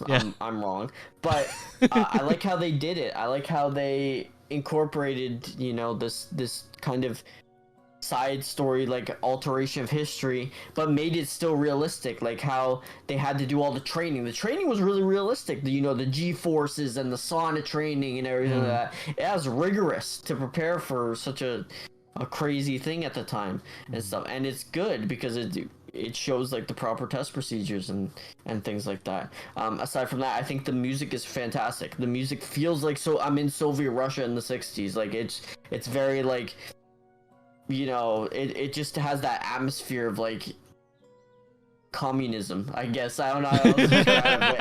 It has a very Soviet I could feel atmosphere. The buildings look very Soviet, and you know the way they dress, like Arena with the hat, the little emblem on it, you know, the long trench coats. It's in the middle of winter, right? So they have like layers. The old motorbike that Lev rides that has the 2-seater, right? That's in the 60s and so like there's a lot of care, attention done to the actual production of making this feel like 60s Soviet Russia, and that's what I love about it. I'm a sucker for space. I love space. I love that this was about space. I love that they went to space. I love that they tied a lot of space jargon in it. I want to go to space. And too. I might be a little bit biased on this, but I think for the first 11 episodes, they did a fantastic job of making a carefully crafted story. The animation was spotty at times. It was kind of mid. I'm not going to blame the studio because it was their first foray into something serious as this. The studio was around before, but they only ever did like short little 5-minute ecchi shows and like goober hentai stuff. So so I think that they did a great job. And yeah, the ending was campy, but I'm not gonna let it destroy my enjoyment of the show, so I'm gonna give it a 7 out of 10. Yeah, I think with that being said, did Josh, did you say your rating? He said 7. he said 7. Yeah, I gave okay. it 7. Yeah, so we're all like pretty much on the kind of on the same ballpark. 5.5, Yeah. 6, 6.5, and 7. Yeah, we all like elevator. Yeah, we're like an elevator. And Josh being at the top for once. Yeah, surprisingly, I was the one who wasn't hating on an anime. But with that being said, that's the wrap up for Arena of the Vampire Cosmo, and we move on to our next show that is not ending, and I'm very glad it's not. That is Ousama Ranking, episode 11. Also known as Ranking of Kings. And man, I wanted to say one thing before we get into the actual topic, because I think David said it earlier about what he liked in Sakugan. And he said that he liked how we were given little tidbits of information. And the first thing I thought, I didn't say it, but the first thing I thought was, that's why David likes this show so much. Because that's all this show is we get little information just splashed in our faces, and we're like, oh, what's this? What's that? Oh, new revelation. Like, even in this episode, Miranjo's wasn't a horrible witch person? Like, what? Yeah, I'll be lying if I didn't see, if I said, oh man, I didn't see that coming, because I pretty much saw it coming from a mile away. Like, it's kind of like, I don't know, I want to hope I'm wrong. Like I want to hope I'm wrong, and I actually get to see something like this. Like okay, but at this point, like I don't know. I'm kind of getting like Steven Universe vibes with this one now, where it's like, well, okay, hear me out. So Steven Universe had like a bunch of enemy characters, right? That are like, oh, this is the bad guy, but it turns out, oh, their backstory turned out it wasn't true, and we get introduced to a different bad character, and like, oh, it turns out they weren't like the bad guys or whatever. So now I'm starting to think that like I don't think there's like a legitimate bad guy, and there's nothing wrong with that. It just like I don't know. It's just kind of like I'm just kind of like putting pieces together in a sense in my head. I don't think there was ever a legitimate bad person. I just think that there is a you can't say conspiracy going on that but you can't is say needed to happen. Yeah, but you can't say you never saw that because like originally they pretty much like were setting up that Queen Hilling was like against Boji, especially Daida. Like everybody hating on Daida or like Domas too. Yeah, I was so I was like this show throws the red herrings. Oh, it does. They love to do that, but they also give you information that's like they're not that bad of a person. Like they'll show a little scene where No. That's why I'm he's like saying crying or something like that, or they'll show a Doma scene where he's like looking upset that he has to do this or something like that, and it's up to the viewer to pick up on that and be like, not everything is how it seems on the surface, and that's the whole purpose of the show. I think. No, that's why I'm not saying is how it seems on the surface. Hold on, Josh. Basically, what I think, like they even tell. The one thing that's great about the opening too, it shows that Boji is being like followed. Like we mentioned this before that we're all following Boji basically. So technically, they even tell us in a way they're not bad. Yeah. That's why they keep following him. Yeah. So that's why it's like like that's why I'm not saying it's a bad thing, but like it's just something that like it's just kind of I have it in the back of my head. Yeah. Like when they showed Miranjo and her not being a bad person, it's like okay. I'm pretty much like expecting that now. That all these characters that are like introduced, especially like I think like the biggest thing for me were the lions, because they didn't need to show us like how Miranjo brainwashed those lions into trying to assassinate Queen Hilling. Yeah. Because to us it's like okay, they're just animals, right? Like they're just kind of like you could literally just say, oh, this is a random wild animal.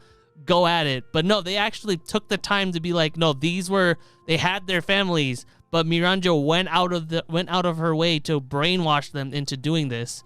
That's why I said like I felt bad for like when Dorsch was like killing the lions. Yeah. Because in this sense it's like, oh, that's really cool. Like he's proving himself. He can protect her. All that stuff. But like I'm like, oh man, I felt bad for them. I don't want them to die. And I think that's why this anime succeeds in that. It's like it's not. I feel like it's not an anime. It's like in real life.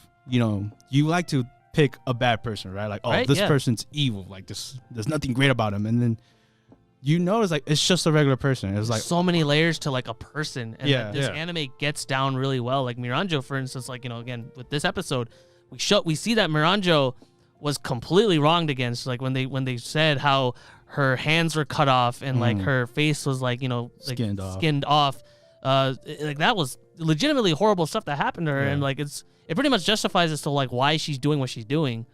And oh man, when they said like when they cut back to her and she said like how her heart felt lighter, I'm like, oh man, that got to me, Yeah, man, because like the world ain't black and gray. Like there's some good people that do bad things, right? Yeah. And there's some bad people that they do good things too. And I love about this show, like just like the beginning with the episode, like how Daida saw people. It was like, man, I don't want to live like a crippled man. He should just die already. Yeah, and then Bebin was just pretty much like, well, then that means that man has a lot more courage than you do. Yeah. Because he's living right now. Yeah, like he's living with his difficulties, and like he's more stronger than you. I feel like this show does a really good job of showing humanity as more than just, like Omar said, it's more than just black and white, good and bad. It's like everyone is doing something because it matters to them, and this show is going to reveal why it's happening. Like we see even in previous episodes, why is King Bose going through with this if he doesn't even agree with it? Because he's been shown not to agree with it. He's trying to rescue his wife and he's praying that Dorsch saved her from the assassinations, and he's like, because he says, I watched that episode recently and I didn't catch on, after Miranjo says that the assassinations fail, he says, "Let's celebrate the failing of the assassination." Yeah, he did, yeah. Instead of being like, "Oh, dang, they failed," right? He's like, "Let's celebrate." Like, it's very layered. Like, there's something going on, and we don't know what it is, but there's something brewing under the surface, and something is making everyone act oddly like this. Yes. And even Domas says, "I feel something. I don't know what it is. Yeah, that's I feel it. something." By the way, I love that bit where they actually show that, like, it's not that, like, again, like, it partially is the fact that, like, Boji doesn't have strength, but it's actually more so to do with that Domas is actually horrible at teaching people. Yeah, that was a big that was layer. cool. Himself. He just does things himself. Yeah, and because he's like, what's his name? Horuku? Oh, yeah, the Hokuto, other yeah. guy, the translator. Yeah. He's like, oh, you're really bad. Yeah, you suck at, like, I'm not teaching. getting this, and you're not even helping me try to find new style. I need to find my own style. Yeah, he pretty much, like, was thinking to himself, like, I gotta find my own style because this is not working out. He sucks at teaching. That's why when you go back to Despa and how he's a great teacher, right? Oh yeah. Oh my god, the feelings on that guy, man. Like Despa teaches people with their strengths. It said Domas teaches him Domas teaches people what Domas knows, but Despa uses their strengths and teaches them. Like Boji's incredible agility and accuracy, he used that and said, "You know what? I'm gonna make you have zero strength at all, but I'm gonna make you be able to hit all these pressure points and literally snipe people in their bodies so that you can knock them over." You know, I'm thinking about it. Like, I feel like Bebin would have probably been a much better teacher to Boji than Domas. But the thing, I mean, the snakes made a better teacher. Yeah. The snakes taught him agility. Yeah, and reading, and of course, most importantly, reading lips too. But and that's the thing that brings it up again. These people are all different in their own way. Oh yeah, that's what makes it really entertaining to watch this show in general. Every single time, because you get to learn more about these characters in general. Yeah, most definitely. Like, especially like even in this episode, the general, where like he got the order to like invade the kingdom by the Underworld King, and he doesn't want to do it. Like he has to take the order because he's a general, right? He's a general, yeah. But and you can see it. Do it. He's like, I don't want to invade the kingdom. Like, I don't want to take advantage of this. Like, I have Boji, and like it shows. Every little bit, every character has a different motive. There's nobody that's like one note, I'm good or I'm bad. It's like every single character in this show has like different thing. Even at Peace, we got glimpses of Peace, which is a really mysterious character because we thought he was a good guy. Yeah. But then he works for Miranjo. But now we just see that he's kind of just in it because Miranjo like showed affection towards him, and he needed that. He's kind of a weak person. Yeah, he was the weak, he couldn't beat the Griffin. The Griffin, right? Yeah. So that shows that he has weakness, right? Instead of someone like Dorish who beat all those monsters because he was strong. Yeah. No, yeah, very much so. And I think that's what's great about this show. It's just like you don't know who's what, right? Yes. And I think I haven't had that feeling in a long time in an anime where it's like we all do it, right? We all like, oh, this is what this character is, and this is what I'll always be this character. Like Bebin, for instance, like pretty much like he looked like a literal snake in that sense because it looked like he was gonna betray Boji. He's gonna have him assassinated and stuff like that. No, like he saved Kage and like he was actually for Boji and all them, but he just didn't believe that Boji would be a good fit to be king because of how weak he was. Yeah. At the time, he wanted him to get stronger. Also, Queen Hilling, I want to mention as well that we saw her in this episode.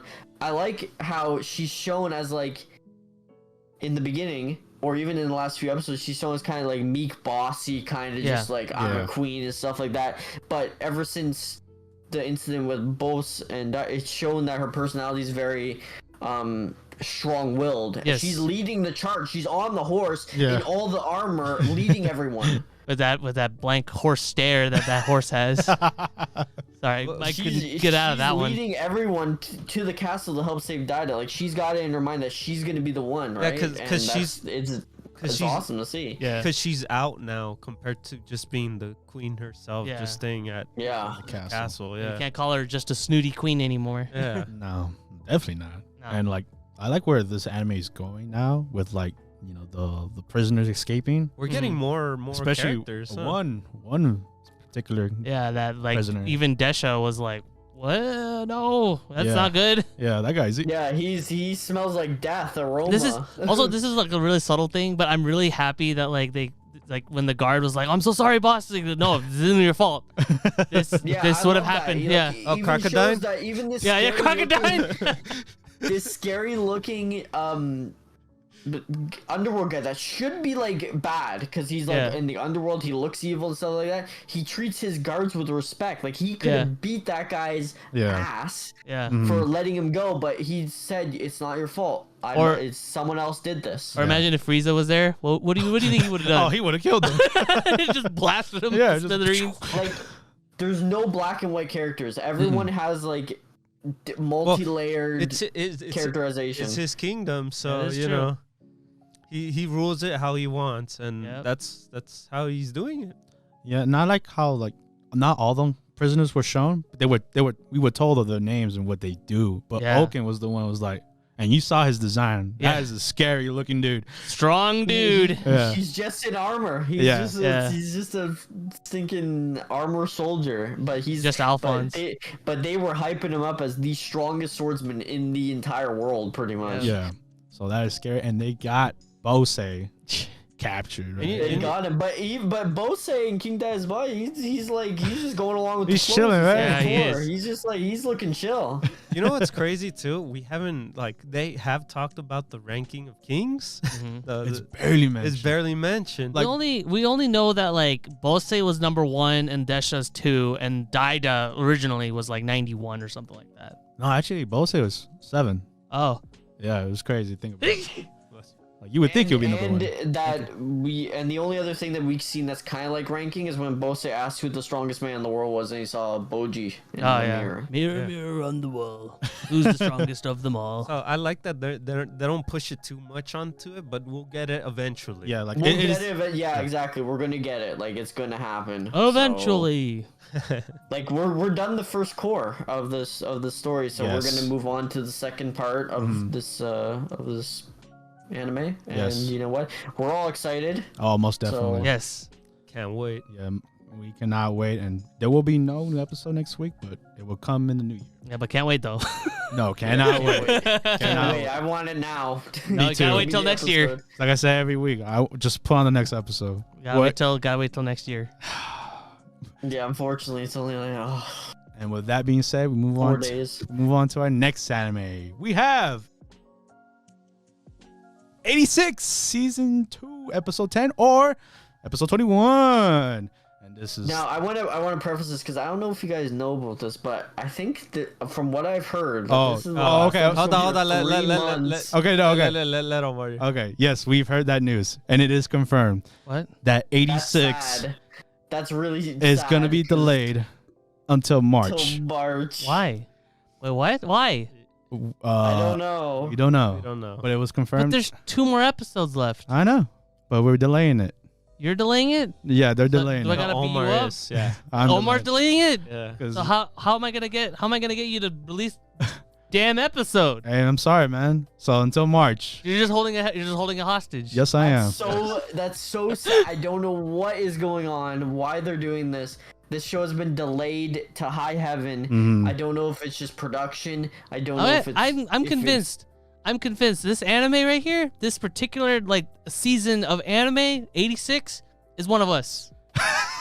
Just straight up, just one of us. And it's you. It's me, yeah. Not showing up for 3 months? Yeah, that's me. that is you. It's me. Yeah, it's you. And how we missed you, and how I'm gonna miss 86, especially how I enjoyed this episode. This episode was It's fun. off on a cliffhanger Yeah. too. What are you gonna do to me? We don't know if Raiden died. We don't know about what happened to Kurena or anything like that. Like literally. It's amazing though. Oh my bad, I'll be honest, Raiden. boys. I didn't really love it, like this episode. It Really? felt like it went back into the went back to, formula yeah. again. After formula. such a good, solid character development, metaphorical symbolism episode, it felt like the writer from the previous season came back to just do that one episode. And they just Got his screwed paycheck off and just again. ran off. I think it was more of a combination. There was there was story and then plus the tank battle. Yeah. Say So in general. I have a question. I feel like they got rid of like our cast way too quickly. Like they Yeah, went from, like, a I good wanted to character say thing, and that. They everyone pulled just a- died. It's they like, pulled what a- what's going on? Yeah, they pulled a Harry Potter on us, where it's like, keep going, Harry. Yeah. I'll hold him off. Yeah. And it was like no reason. Like I get how Anju fell down and it's like, well, you guys have to go ahead. But then she just like, what did she just die? And then Theo other left, Guy, yeah. the blonde hair guy was just like, oh, Yeah, I'm Theo. just gonna stay behind because Yeah, because whoa. this is my natural territory. Like, And then Karina is there Karina too. just like gets decimated or something. We don't even We hear. don't We know. don't even see her. She just flips off the map. It's like what? Yeah. yeah, but like knowing this show, they're not dead. I mean, and then we, yeah, and these then are we our get like the weird Frederica stuff, which I don't like Frederica as a character. I'll be honest, guys. I don't like her. Frederica just feels like that one mascot character that just like the show Is always wants there, to and just they kind of really have. want you to like, but you don't. She's really Scrappy like Doo. them. I just realized something. She is Scrappy Doo of '86. Hey, but hold on. The thing that really surprises me, who is the one sending these shots onto the mech? Okay, yeah, that is the one. Yeah, Question who is that was sending not answered. I don't like. I thought it was It- the Republic. Well, you think? Are you They sure? never specified. They never Yeah. specify it. Who was the one saving Shin? Maybe it was Lena, because remember she's the protagonist. The major, yeah. Remember, she's the protagonist. It says on my anime as list crazy that as she's that's- the main protagonist. As crazy as that sound, I thought that too. I was like, oh, it's her. You know, like she did not die, Does she have any experience in piloting a mech? and that's where we get No. those Well, two episodes. She grew up in the Republic where you sit beside glass doors and assign the lower class to go do your fights, dude. You Or- think she has any piloting experience? or she has a little militia. Well, it's been over a year since season I mean, 2 she started. still has I that don't know. militia, that second squadron that we Yeah. saw in the very first episode. Never They might forget. not be dead. They might not be dead. Might. Big I'm might. not holding out for it because I don't So- think 86 is smart enough to do that. I really think they just forgot about her. I think it's probably because that's their IQ. Maybe, who knows? What do you think of the fight? The fight was cool. I enjoyed the whole the whole mind games thing where it's like, oh, you're. I hate the fact that I hate the fact that Shin's edgy face came back. Yeah. Oh yeah. That was dumb. I'm like, why? I hate thought we the got fact past that that. Kiri is like edgelord incarnate. Like he's just he's Oh, to not be even fair- a good villain. He's not even a good like thing. He's just like, I'll kill you. To- I'll to kill give- you. I'll kill you. To give It's like, shut up. to give it the benefit of the doubt, I mean, like Shin's older brother was like that too, where it's like you But it's take that funny, bad too, because quality. in this episode, it's like Frederica actually comes out and he's like, I'll kill you, and she comes out and she's like, Holds, why are you saying that? Who do you want to kill? Like, what's wrong with you? holds the gun. And I'm thinking, what's wrong with this guy? Is he okay? Why you And I'm hit like- Shin? Hey, when she badly. pulled that gun to her head, I'm like, I'm oh, like, fire it. just like Scrappy Doo, nobody likes you. Nobody likes you. Leave the anime. Oh god. Man, I love 86, man. Looking forward to that 3-month break. Baby. So What we're gonna I forget? was gonna say, but like, because this is effectively like the last episode of the season, technically. Technically, but we can't Oh, rate we it. can't I rate can't believe we're gonna come back Oh. in March and watch 2 episodes of this. It's Random. Hey, man, we waited almost like 5 for Wonder one episode. I still haven't seen that last episode. Oh, hey, Lucky you. lucky you. So Lucky to you. me that anime like left off on a high note. Because that never happened, right? But Oh, yeah, yeah, most definitely. yeah. But yes, it is the sad news that 86 will be gone for 3 months. And Should have been 86 months. Continue. Oh, you know what? They just 86 canceled the days. show right there. 86 days. 86 days. you think that's on purpose? Yeah. 3 months, 86 days. Continue. But yeah, I think. Do you guys want to give a rating? No. No, right? I Yeah. wanted to. It's not but- over yet. I It's can't not give a rating. 8.6 out of 10. Continue, An Omar. 86 out of 100. 86 out of 100. But That's yeah, too positive. No, I'm sorry. but yeah. With that being said, that wraps up 86 For 3 months. For 3 months. For 3 months. We will be back for So that dumb. Next year. episode. Next year in March. Continue. If you're still watching us, be prepared for that. With that being said, we move on to our next anime. We have Mushoku Tensei, aka Jobless Reincarnation. I will seriously try this time. Season 2, episode 12. Okay, I was half right with what I said before, because we said that like there was gonna be like a major kind of like, oh, we're gonna see Eris and what she did, during that time with her cutting her hair and all that stuff. Half right, because we did see her like train with Elaine. That's it. It's just a little bit, little snippet. I was surprised because I thought it'd be a whole episode of it, because it's like he's a huge thing, but like I guess we're more focused on Rudy, which makes sense because the whole episode was like dedicated to his. I love this show for a multitude. I'll get it in my review, but I want to say that this episode encapsulates it because it shows just growth as a human from him. Because it's like his life is playing out similar to what it did before. Yes. Because he got ridiculed and was alone. Like his parents stopped even talking to him and stuff like that. Gave up on him, and he just reclused for his whole life. And it was excellently represented with him staying inside the tent when they just cut to him. They didn't cut to Rudy. They cut to his old physique, and because I was just staying in bed. That was him. Because he never loses his old self. And I like that about the shows. Like, Rudy has changed throughout like the show, right? But when things like what happened last episode get to him, he goes back to his old self. And you know what? I love the fact that they did not have, because usually in anime or just any kind of storytelling in general, where like the main characters are down in the dumps, needs a little pep talk. Yeah. He didn't get the pep talk. No, he did not. He picked himself back up because that's what he needed.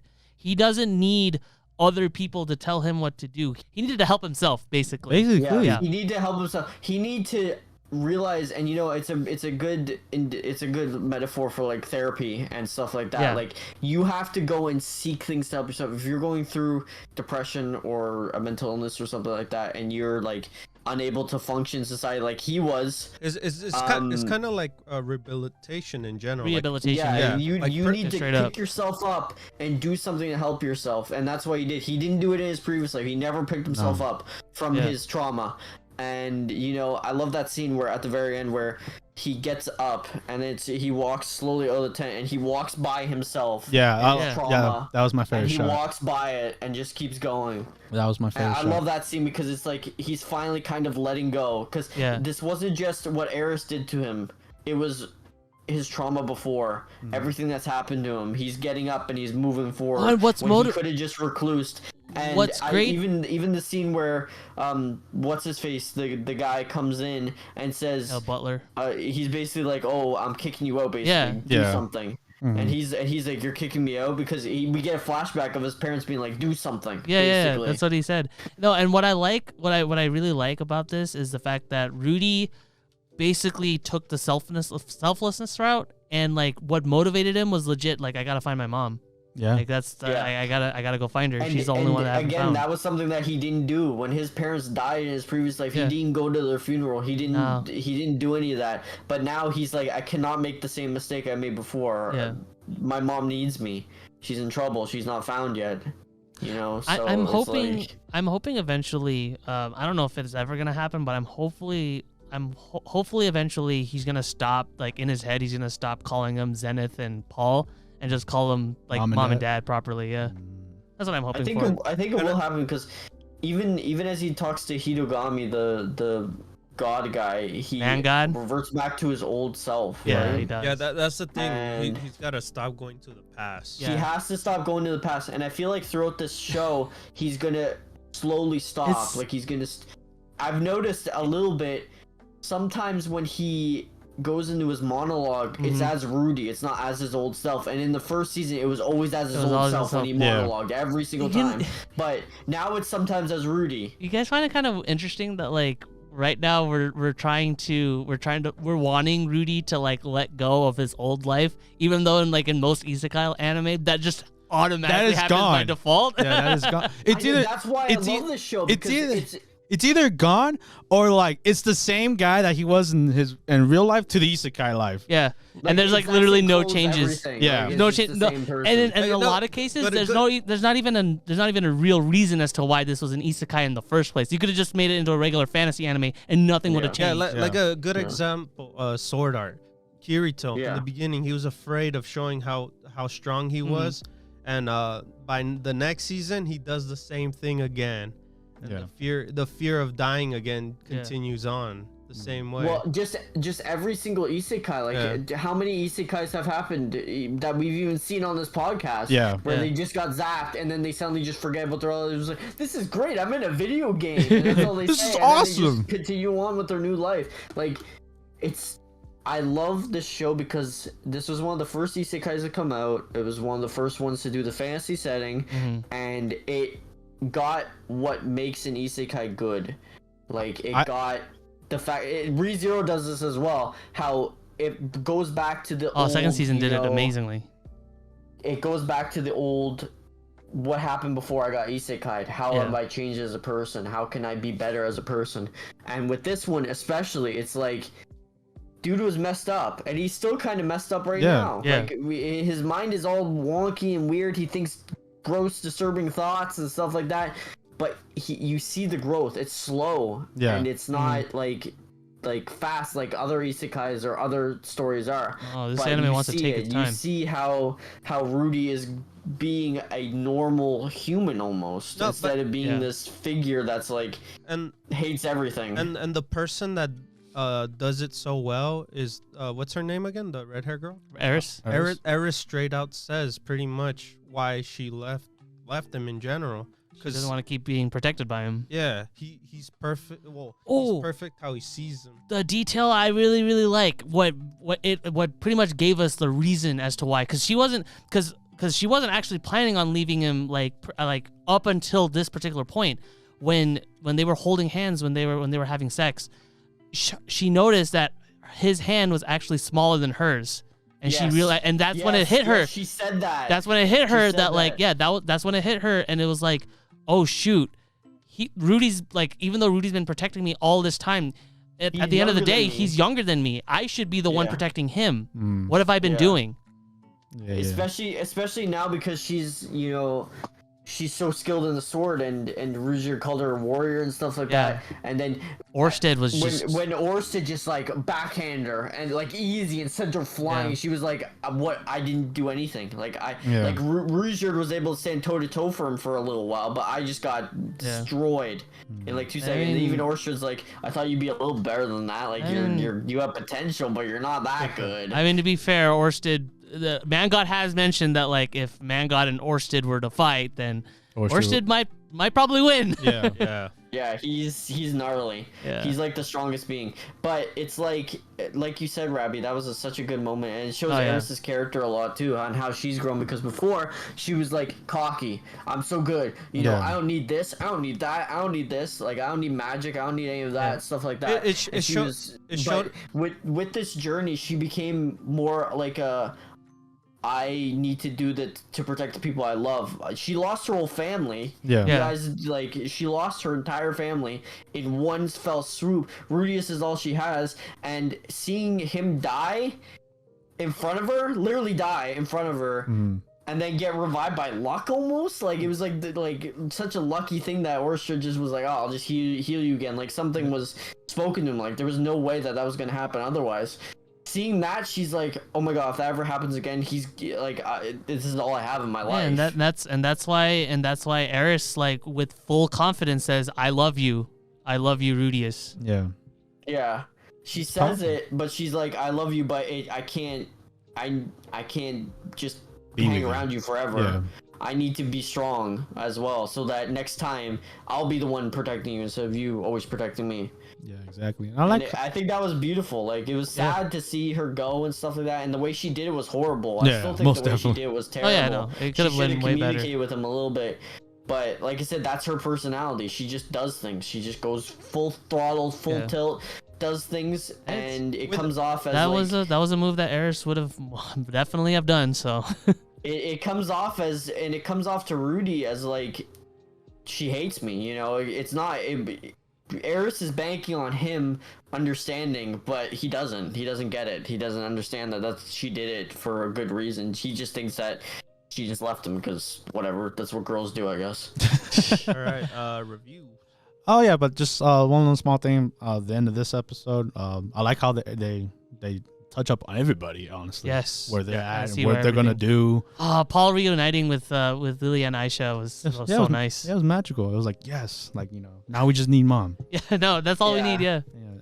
And then showing mom's in something. Somewhere. She's not walking around. She's trapped somewhere. I like that too. It was like they don't show us. They give us hints where she might be, but we don't even know where she's Looks like at. she was in like Smog's cave from The Hobbit.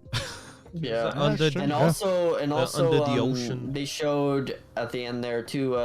Sylphie. Yes, Sylphie with shades. Yeah, Shades and shades white and white hair. Yeah, that was kind of interesting. So Kind of became Kakyoin for. So yeah, it has a good setup. It is. I'm pretty sure it's gonna get another season. Oh yeah. of course it is, dude. Yeah. They made a studio specifically for the show, dude. There's no way they're not gonna adapt the whole thing. If that third season's not coming, then they might as well just close their doors. You mean second season and third season.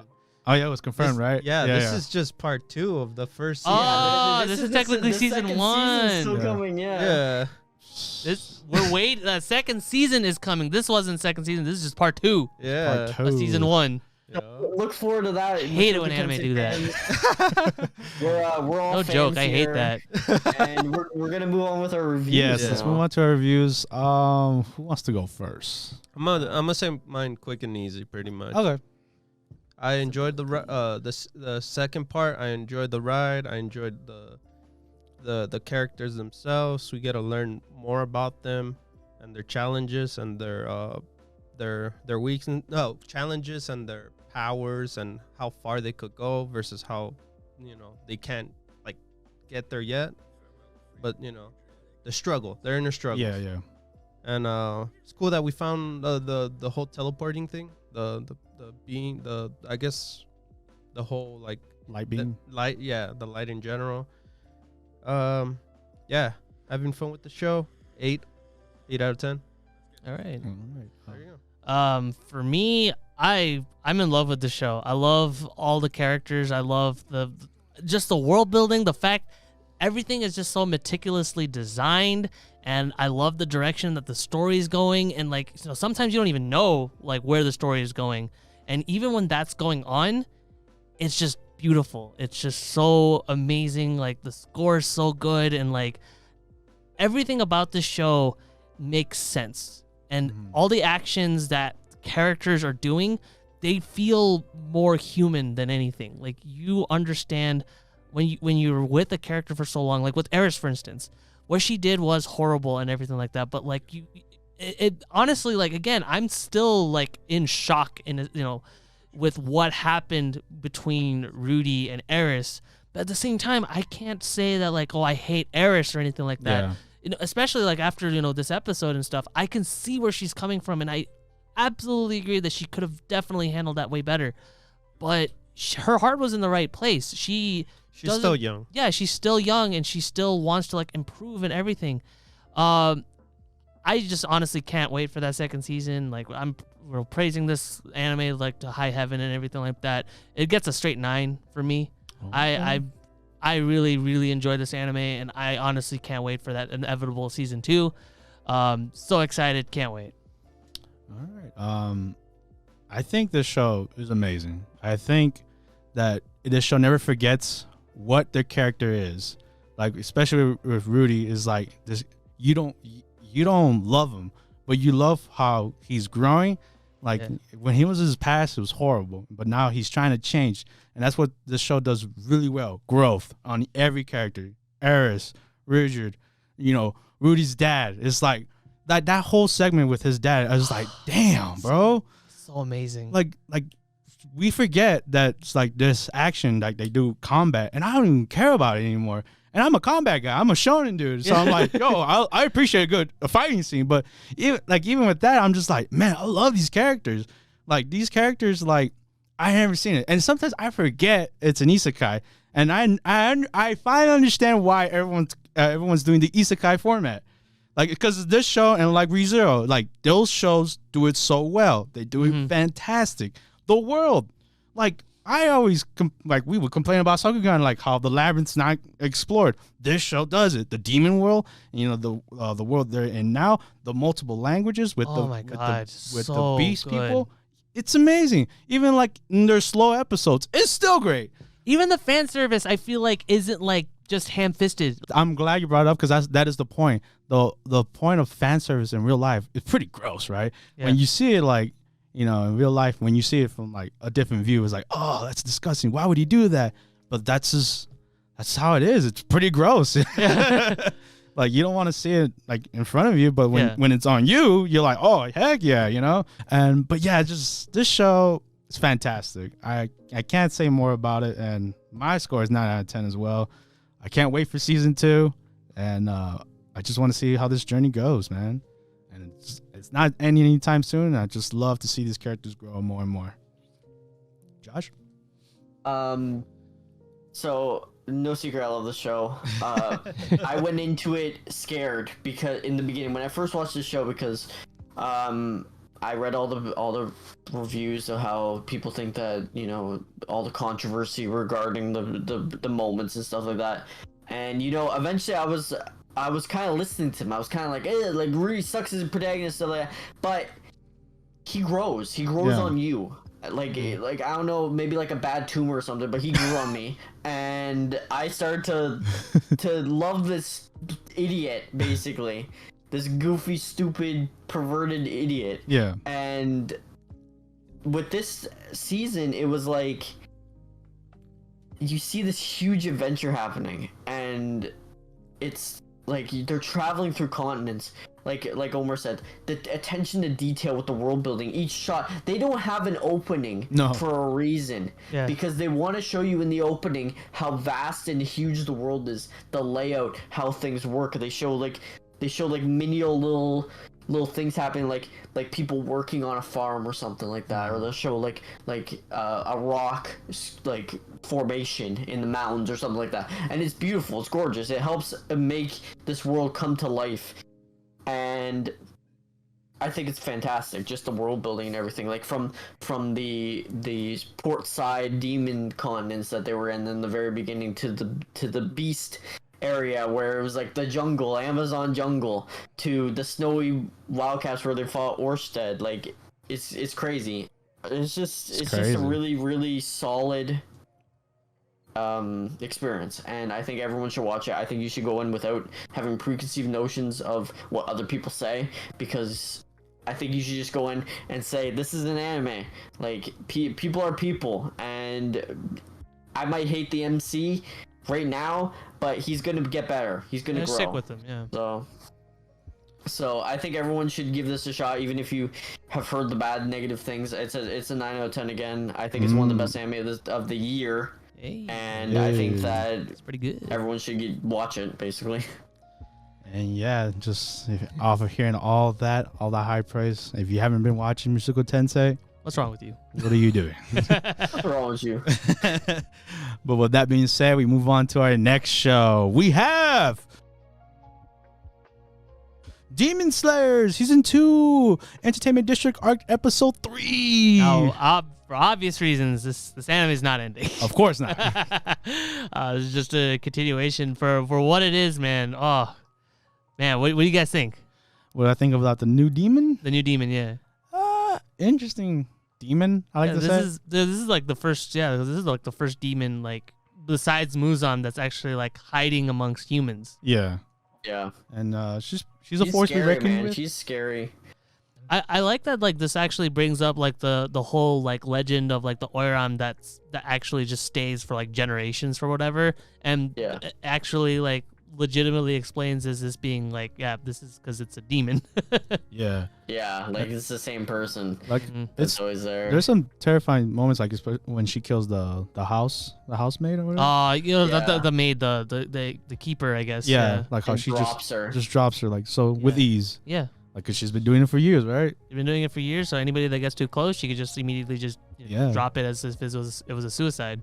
Yeah, and I love how they emphasize that the only reason she's actually even allowed in the house is because she makes money for them. Like, yes. The patrons who come and sleep with her and stuff, they love her. So that's why she has so much power. Yeah. No, yeah, very much so. And I love that. But I also want to emphasize, too, that these are the episodes that I have such a love-hate relationship with Demon Slayer so much. I hate the comedy in this series. Like, I've come to realize that I hate the comedy, but I love when Demon Slayer gets serious. I mean, there's a reason why this is like the most popular anime, right? Oh yeah, very much so. Yeah. This to me is like the quintessential shonen anime, like of the modern era. Like, you could watch Naruto and you could go back and watch the old stuff like that, but for new anime fans, this is the shonen anime you watch. No, yeah, most definitely. Like, and to think that at one point Demon Slayer wasn't super popular. That is crazy to think about, right? Yeah, we were there. We were there when that was going on. We were talking about. I was like, man, now people nobody was watching Demon Slayer up until that episode. Until that episode during the highlight of the Spider Forest. And everybody hopped on. Yep. Oh yeah, that was crazy time. But yeah, this episode, damn, they got Zenitsu, man. They got him dirty. They got him dirty, and then did you guys watch what happened at the end of the episode too? Yeah, he got set up. That's why I'm saying he got dirty. Yeah, they got him dirty. Those damn little girls. But I mean, like, hey, props to Zenitsu though. I mean, like, he was like not letting him take it though. No, yeah, it goes to show like even like how whiny and like not. Yeah, not my favorite character. He steps up. Like, he does step up. Yeah. So like that's it actually shows good growth because he would never ever have done that in the first season. Before he would have just ran away. Mm-hmm. Yeah. He would have just ran away where he would have started crying and apologizing or something like that. But in this show, he's actually got balls, and I love to see that because I hated Zenitsu for his whininess. Same here. In the first season, but it shows that he's becoming a good character. Hey, and like, hey, we haven't been talking about Inosuke too. Like, imagine if it was like pre Spider Forest Inosuke. He wouldn't care about following plans or actually being stealthy. I love that too because it shows that he's grown from being a wild man. Now he's like, okay, I'm going to actually like listen to the rules and actually play along and use it to my benefit now. Yeah. Yeah. Like, he's going no mask. He's wearing this stupid girly robe. He's still acting like a freak, but he's like, he's doing it by the rules, kind of. Yeah, kind of not. He punched a hole in the wall, but that was funny. That was cool. That was funny. No, but he knows that at least the smell of the demon itself. That's what it was. No, smell is Tanjiro. What was it, like a scent? His is that he has a beast scent. No, his is that he can hear or something. His is that he actually feels it out with his that's why he was trying to expose like more of his body so that he could be able to feel out what was going on. That's why he was doing that, like all those weird like curls. He gets into the position so that way he could be able to like feel it out. That's his beast scent basically, is that he airs himself out and like he actually feels it. That's why he doesn't wear a shirt. I actually find that scene really funny where he's like doing the weird scorpion move there, and then the ladies are looking behind him horrified, and then he does like the breakdance move, and they're like, oh yeah, that was cool. What are you doing? When he was doing what do you call it, like a flare? Yoga. Yoga. Doing some yoga pose. Yeah. But yeah, I think overall we finally get to see our main villain for this arc and a power to be reckoned with. And it's interesting though that we saw that the two demons in the two houses that the other two are in, but we didn't see the demon in Tanjiro's house. Tanjiro's just chilling. Yeah, that's true. Well, it's because like they didn't know where the demon was, so they were just kind of like, it's best to just kind of like spread your guys out to kind of get a feel for what's going on. It feels like there's two. Because there's one in Zenitsu's house, and then there's one in Inosuke's house that he sensed. Maybe. Like, they told us the stories for both of these demons, so that's why. Yeah. You'll get probably the third one with their her story. You'll see. Yeah. You'll see you'll see it when you see it. Yeah, it's interesting to see. I keep forgetting that Robbie read. Yeah, Robbie knows. Yeah. But it's okay. He hasn't. I'm when it comes to stuff that I've read previously and like all that stuff, I'm really good at not giving anything away. Yeah, most definitely. And good. That doesn't give away your impression of the away. anime. So, but yeah, with that being said, like, can't wait for the next episode and see where we go from there. And with that, we move on to our last anime. We have That ended, right? what? That ended, right? No, this anime never ends. This Dragon anime will Quest never Die, episode 63. Oh man. Okay, I'll be honest. I'm half tempted to rewatch the pop parts and put like Linkin Park music playing in the background. Oh my god. end. He's so depressed and edgy, He's man. so depressed. Not edgy, but like he was so depressed. He was like, oh, like But it everybody's everybody's so special. I got so far. But it makes In sense. the end, Oh my it God. doesn't even matter. But it makes sense why Pop thinks that way, right? He's Yeah. like, man, I'm It does make sense, and that's why I'm actually starting to enjoy Die a lot now, because we're seeing character. Like, we're actually seeing Pop have a struggle that isn't resolved after one episode. No, it's You know, still he going. actually has this overarching thing where he's like, he's not worthy. He's and not we've seen special. glimpses of it, but most of it's just like shonen fight stuff. So it Nice. kinda Shonen gets lost fight. in the background. But we need scenes like this. We need episodes like this Yeah. to have, like, to see him struggle with that self. Like, he hasn't even told anybody that his insignia doesn't glow, and they're all relying on it to glow to save the world. And even Leona's glows, Don't she even- just didn't do anything. Hold on, did he leave his necklace behind?